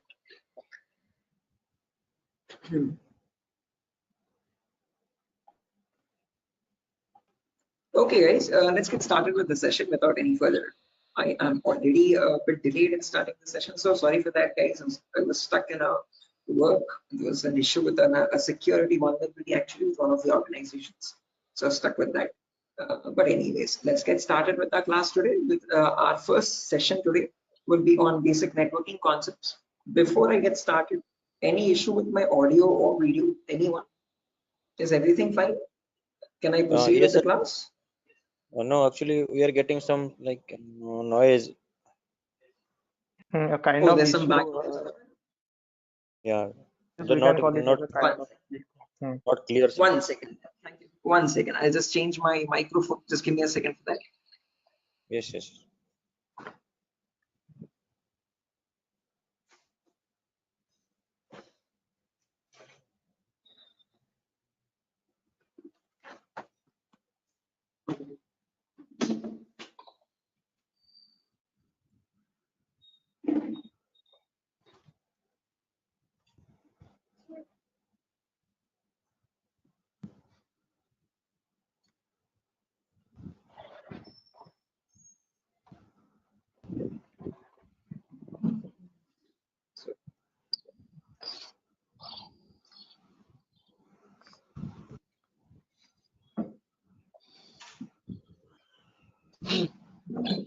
Okay. How does it sound now, guys? It is audible now. Yes, now it is It's clear. audible. Background disturbance, no kind of issues. Yes, yes. Perfect, perfect, perfect. Okay, guys. So let's get started without any further ado. So as I've mentioned, in today's class, we'll be going with basic networking concepts. We'll discuss what IPv4 addresses are. Okay. So before diving into IPv4 addresses, let's try to understand what a network is and what a host is. Now, these are very two simple words that you keep coming across every single day. Okay. A host is nothing but an information device. Okay. Any information device which is capable of communicating with other devices is known as a host. Okay. It could be a mobile phone, it could be a router, it could be a laptop, a personal computer, or any other device, an information device, okay, which is capable of communicating with other devices. Now, when you have such devices connected to each other, okay, which can communicate with one another, that forms a network. Okay, so a network is a collection of hosts which can communicate with each other and transmit data. Now, just like how we humans communicate with one another, we have our respective names. Okay, I can address you by your name. You can call me by mine. Okay, and we can communicate with one another. We have our unique identities. Okay.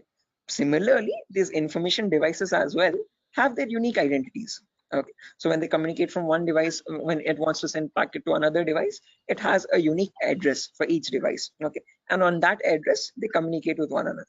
and that address is known as the IP address, guys. IP stands for Internet Protocol. This was built by the US military late in the 1950s or 1960s. Okay, and there was IP version 1, IP version 2, IP version 3. All these were unsuccessful attempts. They were you could say experimental.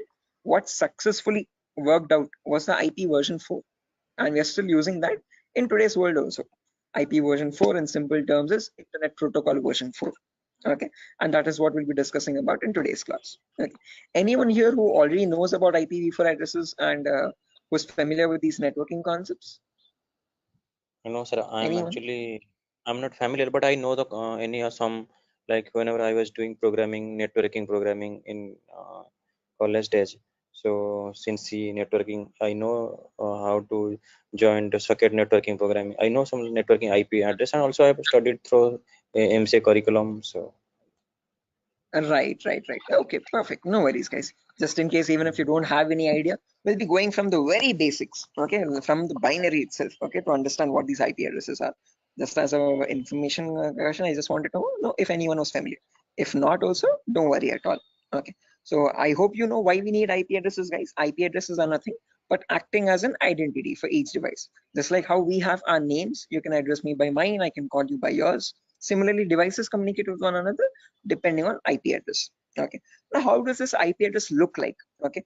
Our names have alphabets in them: SHO, AIB, SIVA, Shiva, and so on. So, but IP addresses are completely numeric based. Okay. Specifically IPv4. Okay. IPv4 are completely numerical or decimal addresses. Okay. It's a 32-bit address, first property. Now, what is a bit? A bit is nothing but the smallest data format. Okay. It comprises of either 0 or 1. Okay, and your IPv4 address is a 32-bit address. What I mean by 32 is that it contains 32 zeros and ones like these consecutively. Okay, and these 32 zeros and ones are divided into 4 equal parts. Each part is known as a octet. Okay, octa in the sense 8 bits. Okay, so you have 4 parts, it's 8 bits each. Okay, and each of this is known as a octet. In simple terms, it can also be called as a byte. Okay, and each octet or each byte is separated by a dot symbol. This is how computers know IP addresses to be like. Okay, this language is known as the binary language of zeros and ones, and your computers or information devices all communicate on binary language only. But for us humans, it's quite tough to understand binary. Okay, so we can calculate it now. If you're quite familiar, if you have some experience, you can calculate binary in your mind itself. But looking at it and understanding it's quite tough. Okay, so in today's class, we'll understand how we can convert any binary number to a human readable format, to a decimal number. Okay, decimal numbers are from 0 to 9. Okay, these are human readable, what we use regularly from day-to-day life. Okay, what computers communicate on is binary data. Okay, so today we'll understand how to convert binary data to decimal data and how we can range the IP addresses. Okay, before that, a quick introduction on data formats. As I've mentioned, 1 bit is nothing but a value of 0 or 1. When you combine 8 such bits, that becomes a byte. Okay, in simple terms, it can also be called as an octet. When you combine 1024 bytes, that becomes a kilobyte. Your textpad files, your contact applications and all these are in kilobytes of data. Okay, when you combine 1024 kilobytes, that becomes a megabyte. Okay, your PDF documents or your music files are in megabytes of data. 1024 megabytes becomes a gigabyte. Okay, your movie files or larger softwares are in gigabytes. 1024 gigabytes becomes a terabyte. Your hard disk is in terabyte storage data, and 1024 terabytes becomes a petabyte. We have never used petabytes until now. This petabyte data is usually used by cloud organizations. Okay, OneDrive, Google Cloud, blah blah blah. Okay, now let's understand how to convert this bit data or binary data into decimal data. Okay, so what I've done is I've taken down this first octet over here, 10101010, and I've written it down over here, as you can see, in an expanded format. Now to convert this, there are 2 simple methods. Method number 1 is there's two simple steps to it, not methods, sorry. Okay, there's one method only. Okay, and with 2 simple steps. Okay, step number 1 is you write down the values from 2 to the power 0 all the way up to 2 to the power 7 from right to left. Okay, why specifically 2 to the power? Because this is binary data. You have only 2 possibilities, either a 1 or a 0. So first 2 power 0, then 2 power 1, then 2 power 2, then 2 power 3, then 2 power 4, then 2 power 5, 2 power 6, and 2 power 7. Let's write down the values for that. 2 power 0 is nothing but 1. Anything to the power 0 is always equal to 1. Okay, that is a mathematical rule. 2 power 1 is equal to 2. 2 power 2 is nothing but 2 into 2, which is 4. 2 power 3 is 2 into 2 into 2, that is 8. 2 power 4 is 16. 2 power 5 is 32. 2 power 6 is 64. And 2 power 7 is 128. Okay, now to convert this number, all you have to do is, just a second guys, let me open up Zoom so that I can draw on the screen. Give me a second.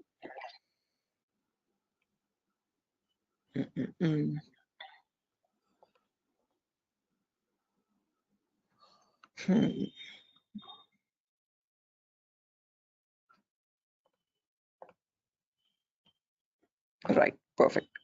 So when you want to convert any number from binary to decimal, first things first, you have to write down these numbers. Then you multiply the lower number with the top one and add with the next one. As simple as that. Multiply, add, multiply, add, multiply, add. This goes on till the last step. Okay, so firstly, 2 power 0 into 0. Anything into 0 is 0 itself. So I've written 0 over here. Then 2 power 1 into 1. That is 2 power 1 is 2. As you can see, I've written the value over here. Into 1 is the value itself, 2. 2 power 2 is 4. 4 into 0 again, we have 0. 2 power 3 is 8. 8 into 1, 8 again. 2 power 4 into 0, 0. 2 power 5 into 1, 32. 2 power 6 into 0, 0. And 2 power 7 into 1, that's 128. Now when I add all this up, 128 plus 32 plus 8 plus 2, that becomes 170. So when we humans read the number 170, the computer does not understand it like 170. It understands it like 10101010, something like on signal, off signal, on signal, off signal, on signal, off signal, on, off, like that 4 times. Okay, so is this clear guys? Any questions or doubts up to this part? Like how we have converted this binary number to a decimal number? How we know that 170 is equal to 10101010? Any questions for anyone? Again guys, if you have any questions or doubts, please feel free to raise your hand or let me know. You can interrupt me at any certain point. Okay, no issues at all. If you want me to repeat a concept also, please do let me know. I will repeat it as many times as you want. Okay, so guys, any questions up to this part? How we have converted this binary number to a decimal number? Shiva, Sujata, Bharati, Tripti, Vidyadhar. Who else is there? Hello. Biswajit, Chaudhary, Prasad. Hello. Yeah, Biswajit. Sir, you spoke about binary to decimal conversion.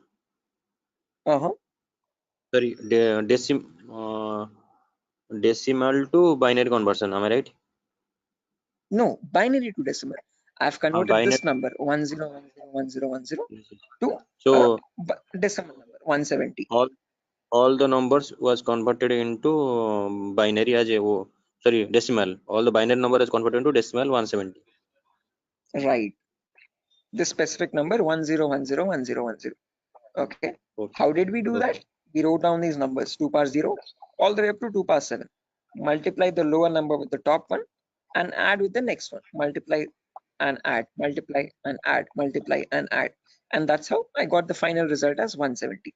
So this 170 in binary is equal to 10101010. Right. Is this clear, Biswajit? Yes, I am clear. I know and I clear. Perfect. If everyone has understood this, guys, I have another number over here, as you can see, 01011010. Can everyone convert this value and give me the answer for that? Take your time. You have the table over here as well. Okay. And as I've mentioned, you need to multiply the row number with the top one and just go with the next. Multiply and add, multiply and add. Okay. Take your time, guys, and let me know.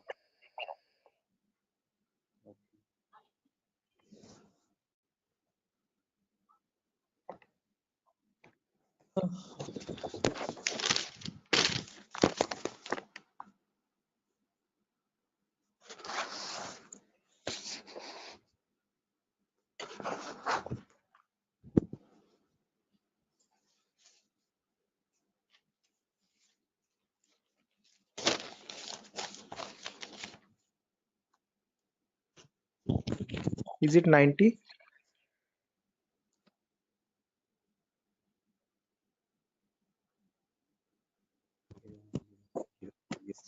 It will be 90. Correct answer, guys. 90 is the correct answer. Anyone else? Sir, are you going to provide us this text file also, or like we have to take notes in means handwritten notes? Definitely.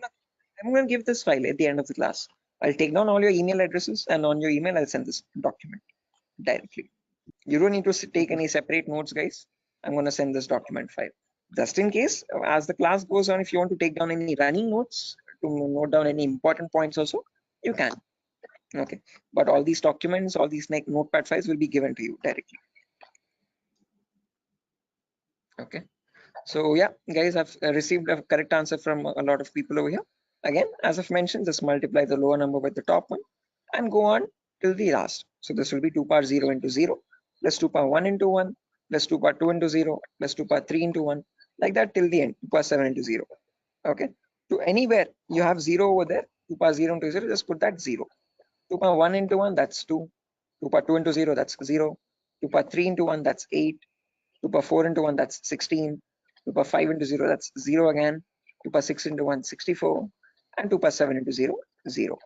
When you add all that up, 64 plus 16 plus 8 plus 2, you get the number 90.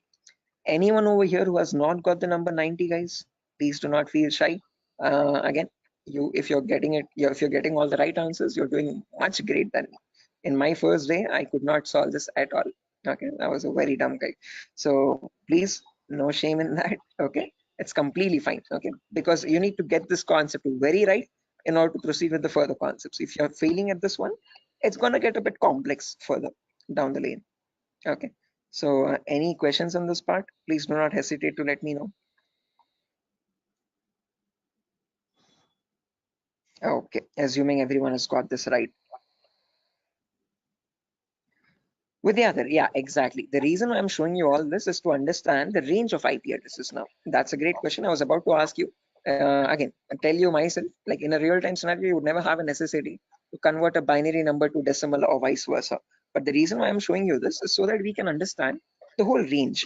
So if you remember, I've told you, IPv4 addresses are 32-bit address.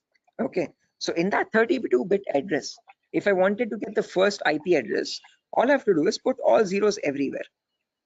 Okay, now when you put all zeros everywhere, when you convert that, you get the final IP address as 0.0.0.0. Okay, but if you want to get the last IP now, you have to put all ones everywhere. Okay, in all the octets I've put all ones. So when I convert that, now there will be 2 power 0 into 1 plus 2 power 1 into 1 plus 2 power 2 into 1 all the way up to 2 power 7 into 1. So that would be 1 plus 2 plus 4 plus 8 plus 16 plus 32 plus 64 plus 128. So that is how you get the number 255. Okay, so the last IP in the IPv4 range will be 255.255.255.255. You will never have a number above 255. The reason being, now you know, because when you convert from binary to decimal, the maximum number you can get is 255 only.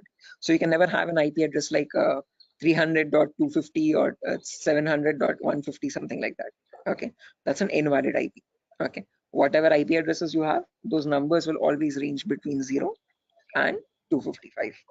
Okay, is this clear, guys? Everyone, why only specifically 255? Yes, yes. Any questions to this part? Perfect. No, this is Now the maximum. Maximum. Yeah, guys, was someone asking a question? No, I just asked you. This is the maximum IP address to be connected, and maximum host to be connected. Yeah, that's the last IP address you could get in the IPv4 range, Biswajit. No, this is the like from 0 to 255 hosts should be connected, I think. Not necessarily. When we talk about IP addresses now from 0000 to 255, 255, 255, 255, we have around 4.3 billion IP addresses in total. Okay, what you are referring to is classes, guys. Class A, B, C. In class C, you can connect only 255 hosts. That is a much ahead concept. We'll reach there tomorrow. Okay, that's class C. Yeah, Vidyadhar, exactly. Okay, so we have not come up to there, guys. So let's not jump ahead. That might confuse the other students. Okay, so we'll go in a very slow pace. Okay, we'll go step by step. Okay, let's try to now we know the range of IPs. We know what IPv4 addresses are, how they look like. Okay, and what are the total like numbers?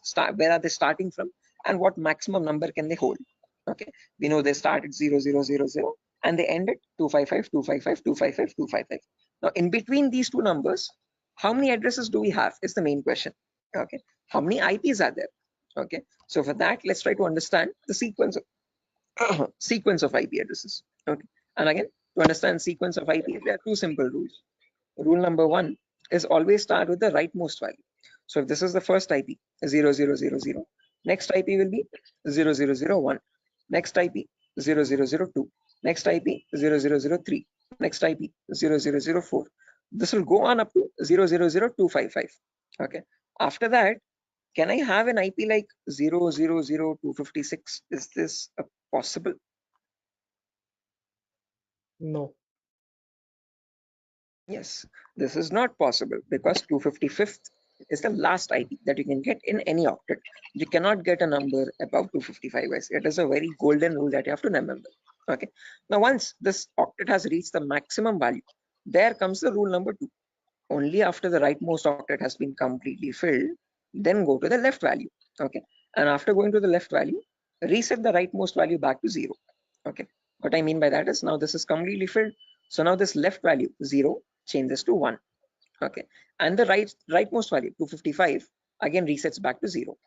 Okay, so next IP after 000255, next is 0010. Now don't directly jump from 0010 to 0020. That is wrong again. Okay, rule number 1, always go with the rightmost value first.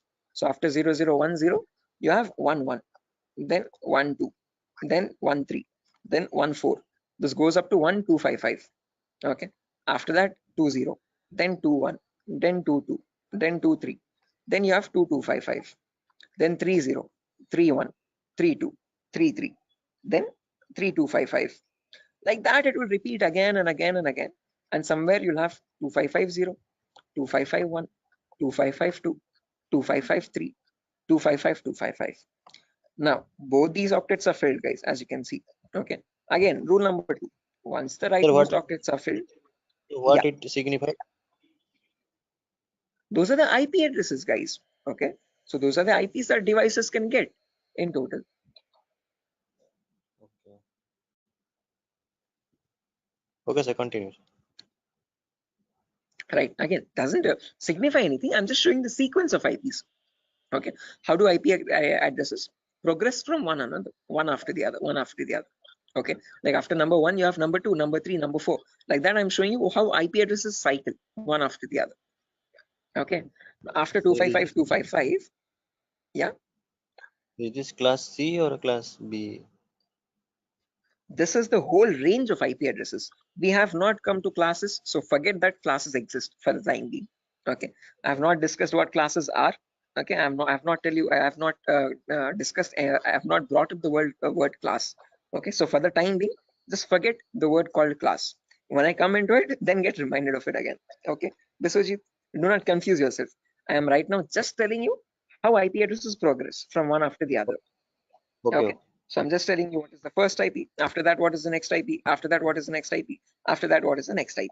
As simple as that. Okay. So after 00255, 255, now this is completely filled. This is also completely filled. So now this 0 changes to 1. So after that, 0100, 0101, 0102, 0103. Then you have 10255. Then after that, this 255 becomes 0 and this 0 changes to 1. So 110, 111, 112, 113, 11255. Like that, the cycle repeats again and again and again. And somewhere you'll get 01, 255, 255. Just like how we had 00255, 255, you have 01, 255, 255. Then after that, from 0200 to 02, 255, 255. 0300 to 03, 255, 255. Like that, 0255, 000 to 0255, 255, 255. Now, whatever cycle repeated from the first IP 0000 till the IP 0255, 255, 255, same cycle again repeats from 1000 to 1255.255.255. Same repeats from 2000 to 2255.255.255. Same from 3000 to 3255.255.255. Finally, from 255000 to the last type 255.255.255.255. Okay, so all I'm showing you is the progression of IPs. How do IPs change from one after the other? What is the consecutiveness of IPs? Okay, so if you wanted to get the total number of IP addresses, you from 0000 till 255.255.255.255, it would be 255 to the power 4, because each cycle is repeating 255 times. So the total number of IP addresses would be 4.3 billion IPs. Okay, which is the number equal to 255 to the power 4. So with the other, yeah, the correct number of IP addresses would be 255 to the power 4. Hello, is that clear? Yes, sir. I understood something. Okay, guys. Until this point, any questions, guys, for anyone?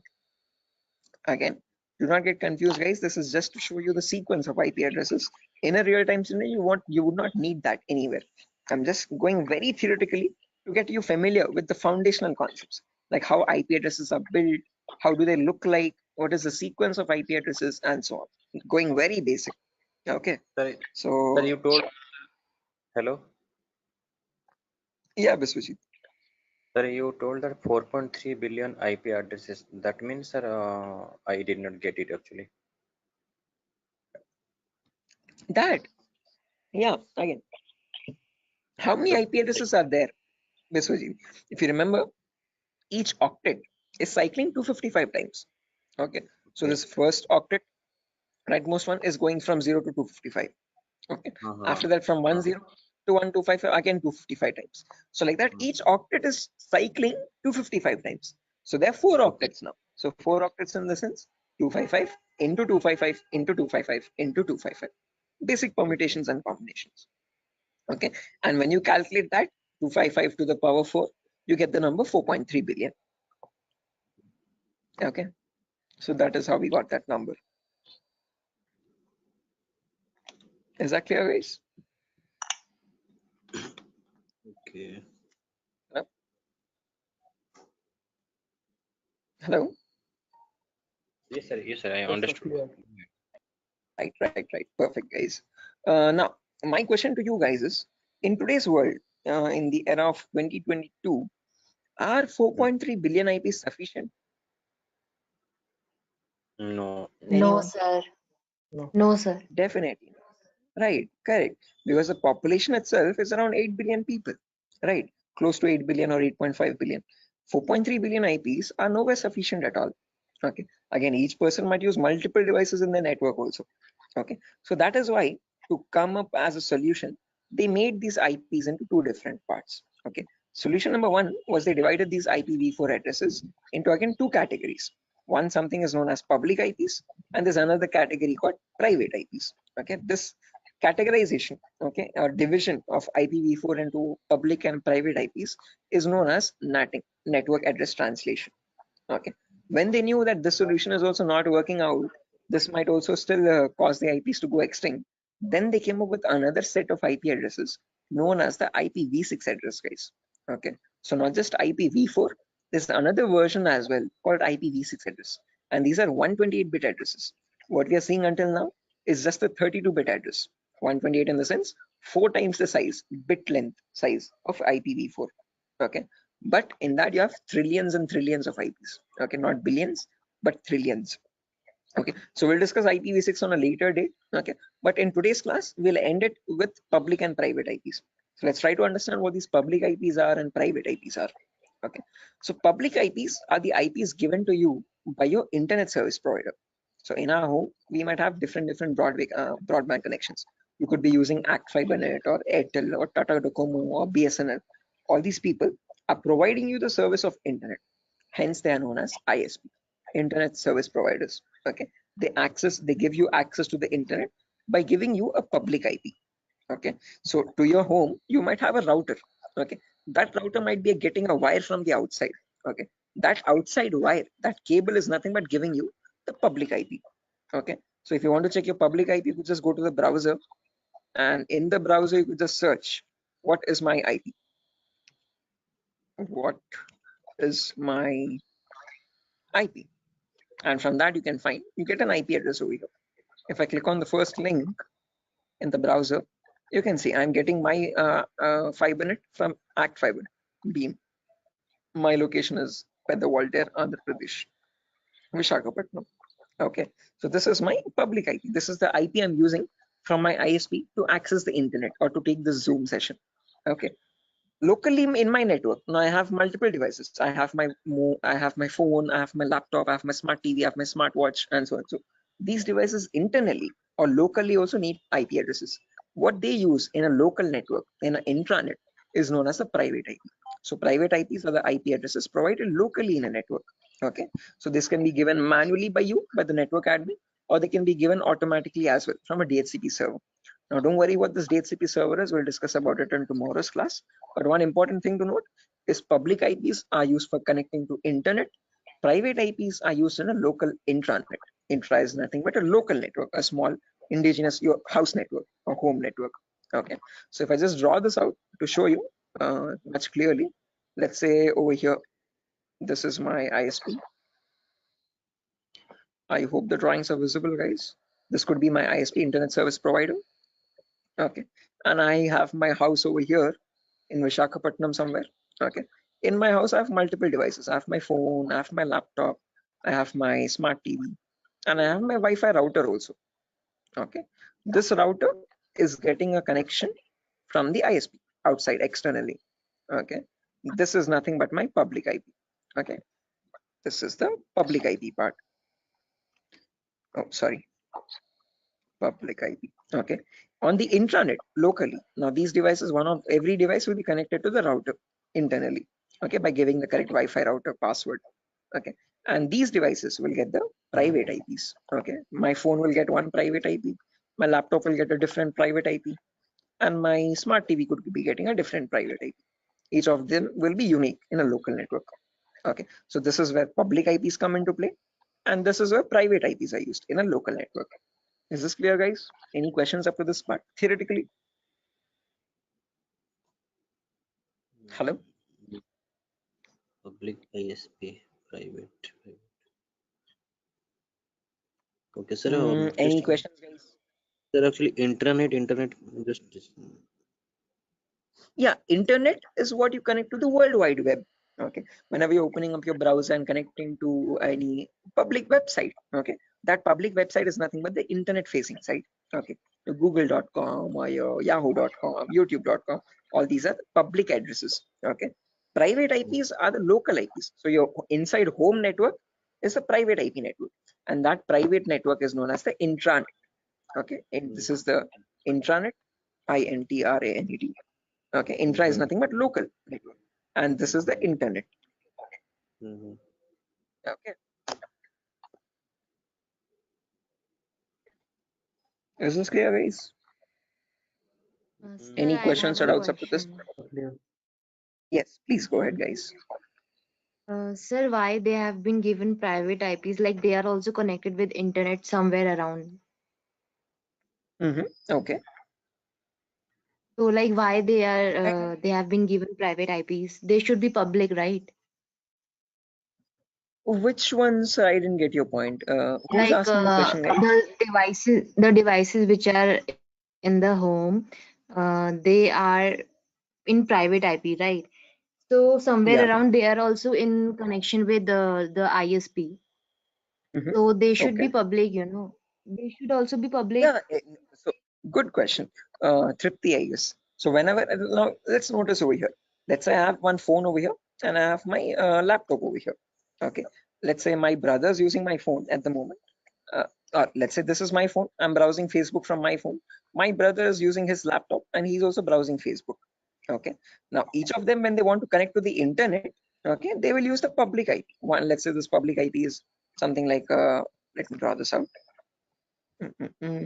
Yeah, annotate. Let's say over here, my public IP is something like 1.2.3.4. Okay.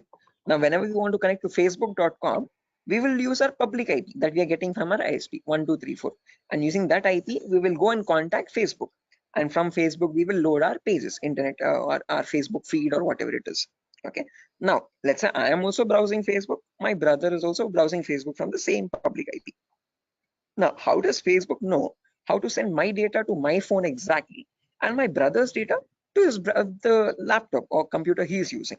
Okay, up to public IP it will reach a router, but from the router, how does the router know which is the device which is holding my phone and which is the device which is holding my brother's laptop? That is where private IPs come into play. Okay, because my phone has a unique private IP where I have my account, and my brother's laptop has his own unique private IP where that system has its own private unique address again. Okay, so private IPs are used to identify a device in a local network and send the packets exactly to that device. Are you getting the point, Tripti? Yes, sir. Got it. Okay, so public IP is used to give you access to public services on the internet. Okay, but let's say in a local network, so when you're connecting to your Wi-Fi router to access facebook.com, your packet from your phone will always reach router first. From the router, so sorry for that, from the router it goes to Facebook server, public server, but when it is coming, when the response is coming back, it comes to router with the public IP. From that public IP, how does it know where to go? How does it know which device to connect? Because in your same Wi-Fi network there can be many devices, multiple devices at the same time, right? For that local network connection, there is where we'll be using the private IPs importantly in a local network to give identity to each device in a local intranet private network. Is that clear, guys? Yes, sir. Right. Sir, I have a Perfect. question. Yes. Sir, can we change a private IP address by ourselves? Yes, you can. Private IPs are in completely your control, and you can modify them according to your choice. There was another question in the chat. But why you be subnetting? Again, Vidyadhar, subnetting is only a concept to reduce the wastage of private IPs. Again, others who don't know what subnetting is, guys, do not get confused. This is a very advanced concept. We don't need to go into that depth of networking. Okay, but subnetting is where you can divide one class into multiple classes. So Vidyadhar, just to give you this answer, okay, others just ignore this. Okay, this is you could say gibberish for you for the time being. Okay, so Vidyadhar, let's say I have 50 devices in my network, but I'm using class C. Okay, so now if I have my let's say in my organization there are two departments, one is accounting and one is sales. Okay, accounting needs 50 IPs, sales needs 50 IPs. Okay, the smallest class I can use is class C address, but in class C we can connect 255 devices. So if I remove 50 IPs from that, remaining 150 how many remaining 205 IPs are going wasted over there. So what I can do is I can break that class C into much more smaller subnets. Okay, so I can make it into two subnets where in each subnet I have again 122 devices. Okay, if I want I can break that into 4 subnets again, where each will have again 64 IP addresses. Okay, so subnetting is just use when you want to break down smaller classes and see to it that you're not wasting IP addresses. Okay, so what I can do is I can break this class C into 4 subnets. Okay, with each 62 devices each. Yeah, with the other. Sir, actually, I have a question that it is not correct or that we are saying that we are wasting IP addresses or anything else, because sir, we have many IPs. We can use it. You can, you definitely can. Okay, but just to So then not why get confused, let's say. IP addresses are wasting? Sorry. Well, let's say Sir, you we have can. you have Yes, sir. 255 different networks, guys. Okay, you have Yes, sir. 255 departments. Okay, so for each department you have allotted each network 192.68.0, 192.68.1, 192.68.2. Okay, like that, and in each network you're only using 50 IPs there. Okay, now let's say you wanted another department, 256th department there. Okay, now can you use any of the previous networks? Because all of them are already used up from 192 to 168 network till the 256th network. Now, if you want to add the 256th network with another 50 IPs or 100 IPs extra, then what will you do? Is my question. Okay, sir. Okay. Are you getting my point? Yes, sir. Okay, so just like that, it's not like you're spending money or anything, or no, you're not what do you say, giving any charges for the IPs that you're wasting. Okay, but just so that you have more IPs, free IPs left out, which you can allot for future services or future users. That's what I'm talking about, not wasting IPs. Okay, I guess this is Vidyadhar only who's asking the question. Sir, Tarzan here, sir. Oh, okay, Tarzan, sure. I hope this is clear. Sir, hello. Yeah, guys. Biswajit. Sir, actually, I'm unable to get the concept of private and public, because public, you are connecting to a public server like Facebook. You all are connecting to Facebook. So Okay. and they One are second. trying to access. Uh,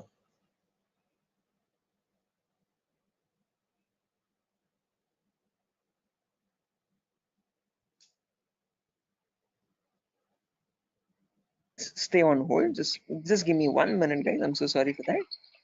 Biswajit, just give me a minute.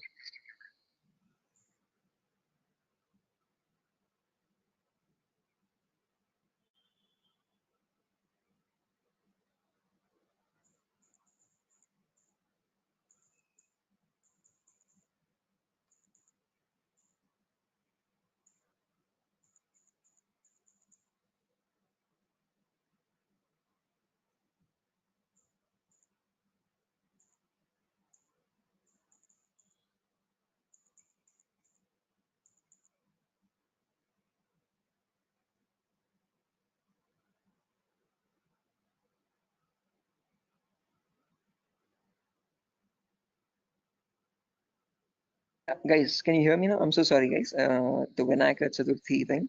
But anyways, yeah, Biswajit, to come back to your point again, as I've mentioned, just remember one key point to note is that public IPs are used to access the internet. So when you want to connect to google.com from your laptop, okay, your laptop needs to get a public IP for that. Okay, that public IP is provided to you by your ISP, internet service provider. As simple as that. Private IPs are used for a local communication. Okay, so let's say you want to share files from your laptop to your phone, okay, or from your phone to another phone in the local. okay, understood. So yeah, now when we come to private IPs, guys, again, I guess I was muted over there. As I've mentioned, if you have multiple devices in a local network, now if you want to share files or anything from one device to the other device, if you want to share files from your phone to your laptop or from your laptop to another phone or so, Like, okay, you don't need public IP, you just need private IPs over there. look, I understood. So means like there is one IP that is public to all, and but for that against to public IP there is also private IP to work internally for the Internally, exactly. For internal communications, you have the private IP. Okay, for external, for connecting to a public service, there you would need a public IP. Okay, is that clear, guys? Yes. Right, perfect.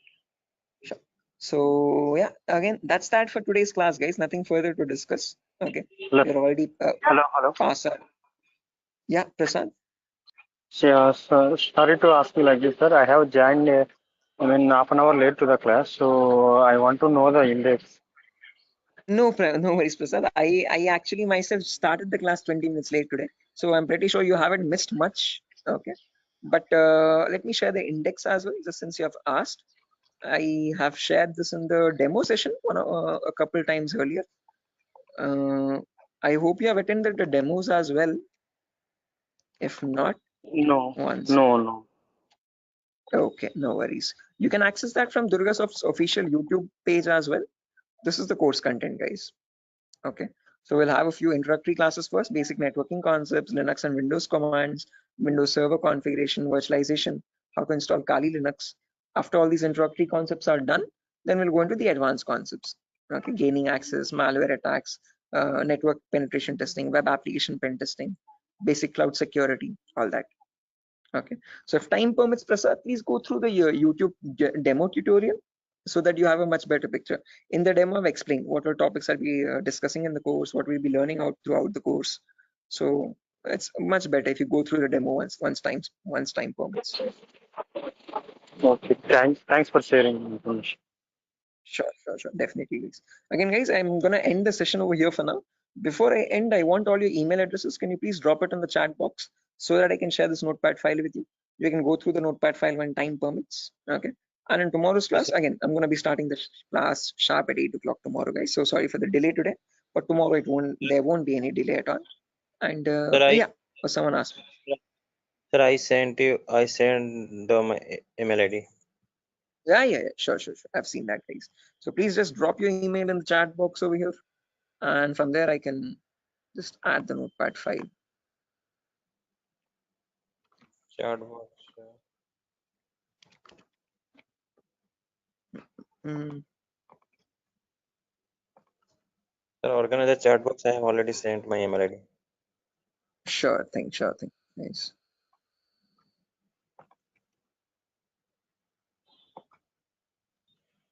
Can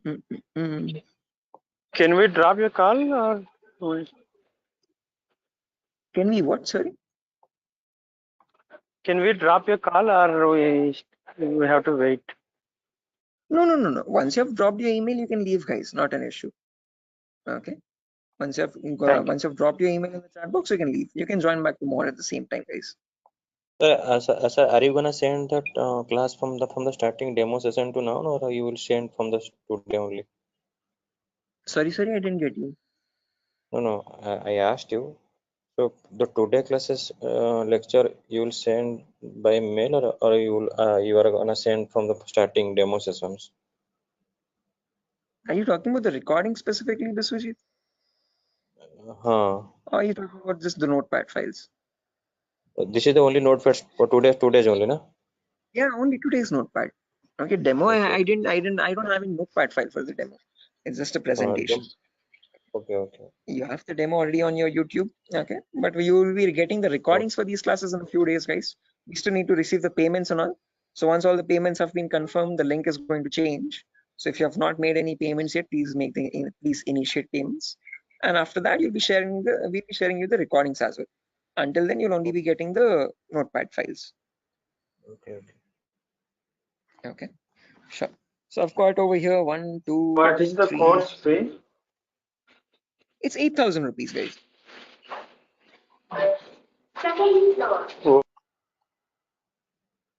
Okay.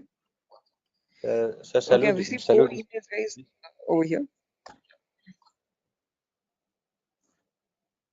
Okay, sure. So yeah, that's it, guys. I'm going to send the notepad file, right? Sorry.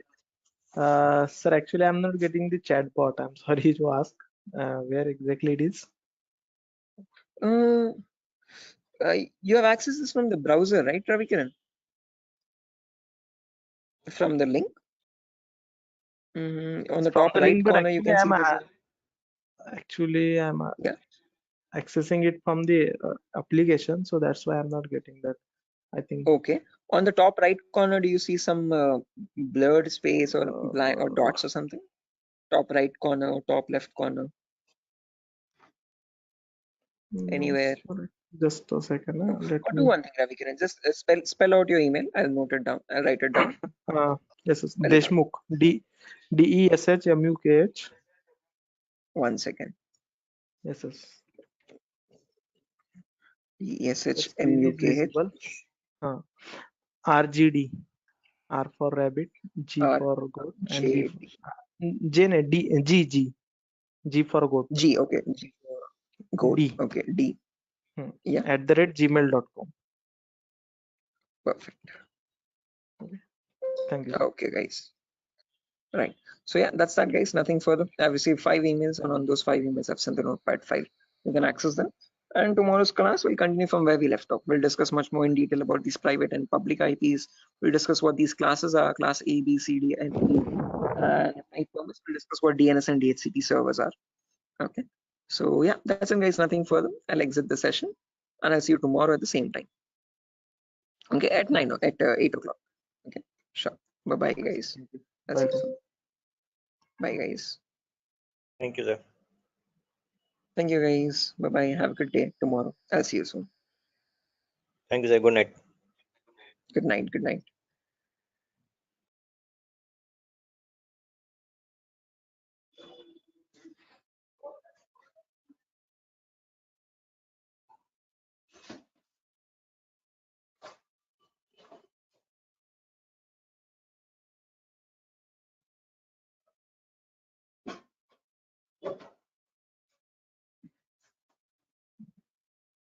Okay, guys, can you see my screen? Is it visible? Yes, sir, it is visible. Yes, sir. Right, perfect. Let's do one thing. Let's just wait for 2 more minutes for the other people to join as well, and then we'll start Okay, the sir. session. Okay, sir. Okay. We're waiting. Sure. Anyone who's viewing or joining the session today fresh without joining yesterday? Anyone from that such? Okay. I hope everyone has joined yesterday as well.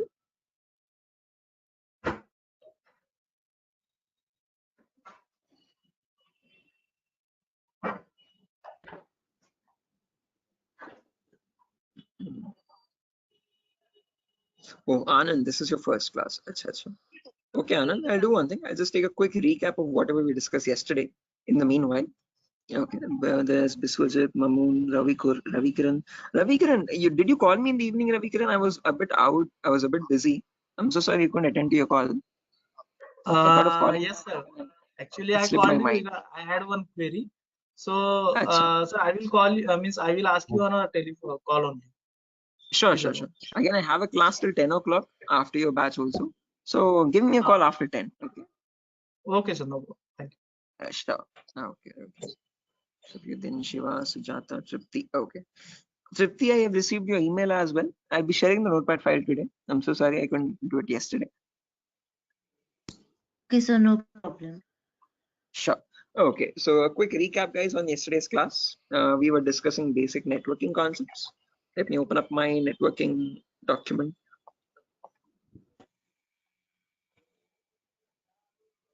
Yes.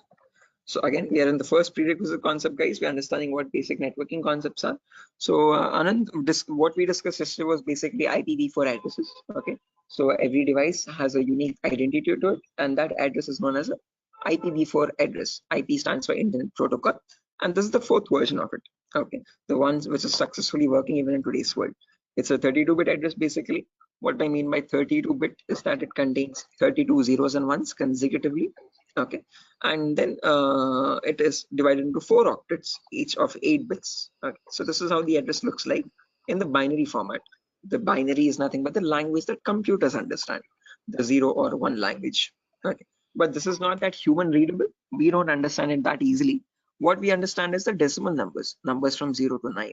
Okay, so what we did or what we learned yesterday was how to convert any binary number to a decimal number. Again, quite a bit lengthy. I won't be going through that. If time permits, go through the recordings. We'll be uploading all the recordings once the payments are confirmed.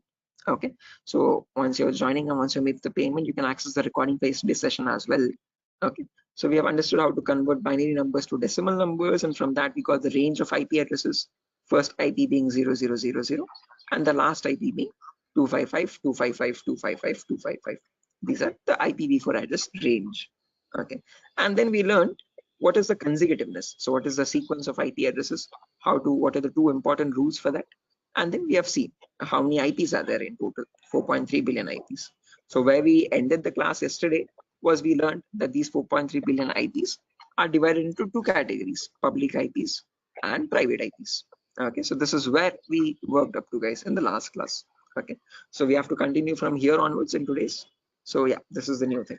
Okay, so let's get started, guys, without any further ado. So if you remember yesterday, as I've mentioned, there are 2 categories, public and private. Okay, public IPs are the IPs given to you from the ISP, internet service provider. Okay, whatever ISP you have at your home, Act Fibernet or Airtel or Tata Docomo or BSNL, these all companies are known as internet service providers. They provide you or they give you the service of internet. Okay, so whenever you want to access a website, okay, which is on the internet facing side, you always need a public IP on your system. Private IPs, on the other hand, are for intranet, for local communications. Okay, so in your device, in your network, if you have your phone, your laptop, your smart TV, your smartwatch, and so and so, if each of these devices want to communicate with one another, they have to have their own unique identities. Okay, and that local unique identity is known as a private. Okay, now if you remember, I've told you that there are 2 categories only, but there's one more categorization. All these 4.3 billion IP are again categorized into 5 classes. Okay, why classes? I'll explain that very shortly. Okay, But just to understand, as I've mentioned, there are 5 classes. Let me draw it out and show you. Just a second, guys. Shall we write something or you? No, again, if you want a running notes, you can write side by side, guys. Okay, as I'm teaching. But if not, as I've mentioned, just like yesterday, I'll be sharing the same recording notepad file. So I've already shared the notepad file with a lot of students, whoever gave me their email addresses yesterday. If not, I'll share again. Okay. So yeah, I was telling about 5 classes, as I've mentioned. So this is how your classes are categorized. So if I take this whole big box over here, I hope the drawings are visible, guys. Let's say this whole huge box is my IPv4 addresses, the whole IPv4 range. Addresses. How many addresses do we have in total? 4.3 billion addresses. Okay. Now these 4.3 billion addresses are divided into 5 categories. Okay. So let me draw some smaller boxes. So this is the first class, class A. Then you have class B, and then class C, and class D, and class E. So these are the 5 boxes. Okay. So this is class A, as I've mentioned. Then there is class B. Then there is C, D, and E finally. Now each of these classes again are categorized into public and private IPs. We have already seen this yesterday. So this has some public and private IPs. This has some public and private IPs again, class B. Class C also has some public and private IPs. Class D and class E, there are no private IPs. All of them are directly public. So class A has a few public IPs and a few private IPs. Okay. Similarly, class B also public and private. Class C also public and private. But class D and class E, they have no private IPs. All of them are public IPs only directly. Okay. So if you want to take a screenshot or anything, guys, you can take a screenshot of this image of like a classification of IP addresses, a very simple diagram. Okay. So from this diagram, you can remember which classes have what type of IPs. Okay. So can I clear the drawings, guys, if you're done? Yes, sir. Right. Now, let's try to understand the range of each of these classes now, one by one. So as I've mentioned, the first IP starts at 0000. Last IP ends at 255, 255, 255, 255. These are my 5 classes. And guys, you have to memorize these values. Okay, these 5 lines of data. So class A starts at 0000 and this ends at 127, 255, 255, 255. Since this is ending at 127 and all these 3 octets are filled to 55s, then the next number starts at 128. So class B, that is why, starts at 128,000 and ends at 191, 255, 255, 255. Since this is ending at 191, class C starts at 192,000. And this goes all the way up to 223, 255, 255, 255. Since this is ending at 223, class D starts at 224 and ends all the way up to 239, 255, 255, 255. And finally, since this is at 239, class C starts at 240. So all you have to remember is 4 numbers, guys. This 127, 191, 223, and 239. Easy ways to remember. On left side, you have all even numbers. Right side, you have all odd numbers. Okay, 0 to 127, 128 to 191, 192 to 223, 224 to 239, 240 to 255. Okay, on the left side, you have all zeros. On the right side, you have all 255s and 3 options. Okay, now these are the classes, class A, B, C, D, and E. Again, in each class, if you remember, I've told you they are public and private IPs. So in class A, between 0000 and 127, there's a range 10,000 to 10,255, 255, 255. These are the public, private IPs in class A. Any IP outside this range by default is a public IP. That is a key important rule to remember. Okay, any IP between this range is a private IP. Any IP outside this range in class A is a public IP. Okay, similarly in class B also, between 128 and 191, there's a small range, 172 1600 to 172 31 255 255. This is the private IP range in class B. Any IP inside this is a private IP. Any IP outside this range is a public IP. Similarly in class C also, between 192 and 223, 190 to 16800, to 192.168.255.255. Any IP inside this range is a private IP. Any IP outside this is a public IP. Okay, so just to practice out these ranges, guys, I'm going to write down 10 IPs as examples, and you have to look at these numbers. Okay, you have to look at these 8 lines of data and tell me which IPs belong to which class and whether they are public or private IPs. Okay, let me quickly write down a few IP addresses, guys, over here. Okay, one last time just to make you understand. If we take a class A example, so between 0000 and 127.255.255.255. So this is the whole class A range, guys, as you can see, between 0000 and 127.255.255.255. So in between this, there's a small range, 10.000 to 10.255.255.255. This is the private IP range. Okay, any IP inside this range is a private IP. Any IP outside that, so from 0000 to 9.255.255.255, these are public IPs. Again, after 10, you have 11.000 to 127.255.255.255. These are also public IPs. Okay, so in the whole range, you have in between private IPs, and outside that you have public IPs. Is this clear, guys? Any question or doubt up to this part? No, I understood. Anyone? Right, everyone? Anyone who has not, please do not hesitate, guys. Please let me know. If you want, I will explain again. Anyone who wants me to explain this again, guys, who has not understood this?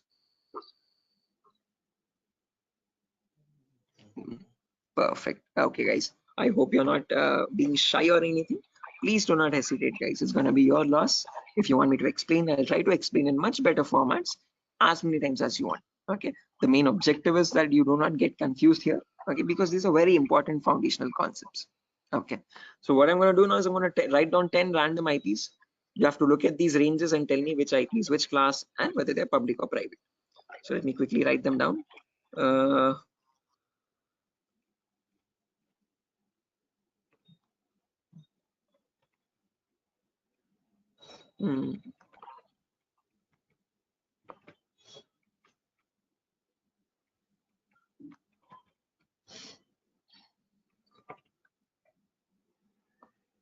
Sorry.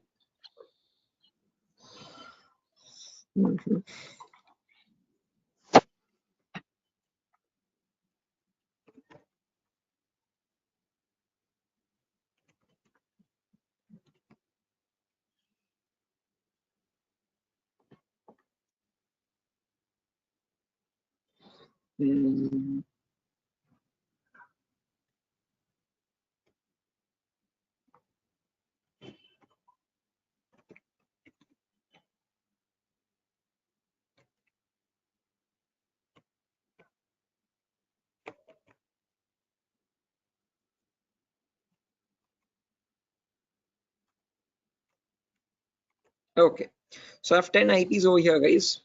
Look at the first IP, 10, 20, 30, 40. Now tell me which class it belongs to first. Class A. Class A, perfect answer. Class A. Why class A? Sorry?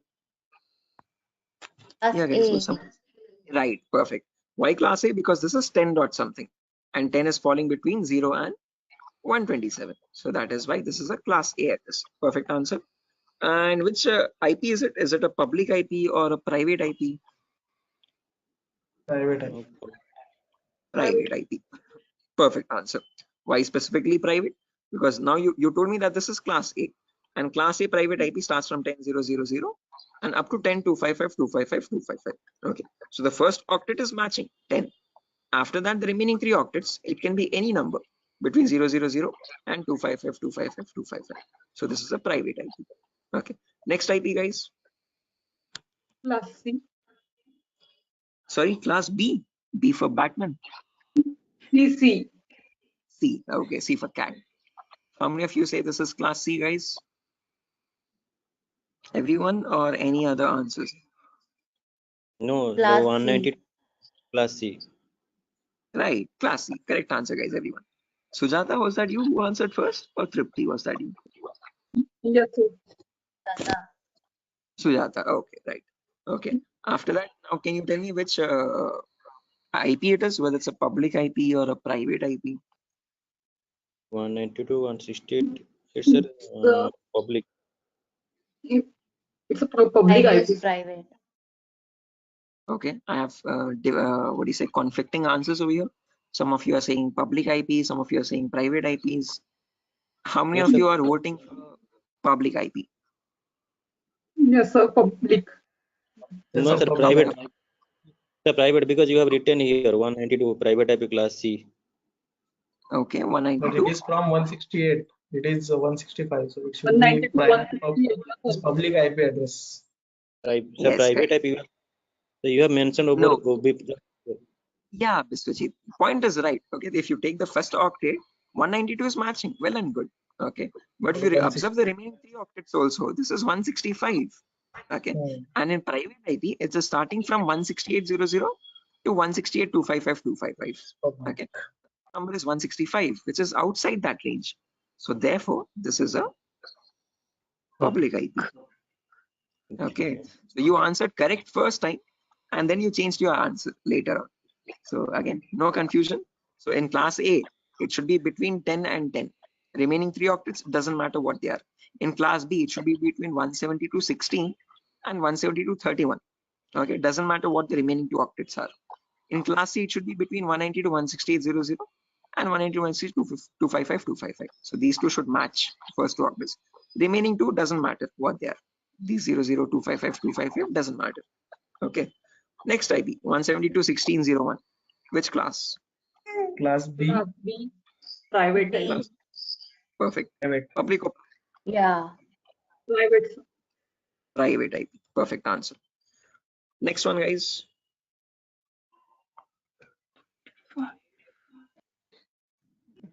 Class Class D. E. Public. Class D. D. Okay, D. Public or private? The public. There is no private in class D, right? Right. Correct answer. So in class D and class C, there are no private IPs, guys. There are only public IPs. So therefore, this is a public IP. Next one. Class A public. Class A. Class A Class public. Public. Are you sure this is public, guys? Class A public. Yes, sir. Yes. Right. Correct. Public IP, because this is 11 dot network. And 11 is outside the private IP range. Perfect answer. Next one. 192.168.1.5. Class Class C. Class C private. Class C, private. Correct answer. Class C and then private. Next one. Class B. Class B. Class B Private. public. Public. Perfect. Why specifically public?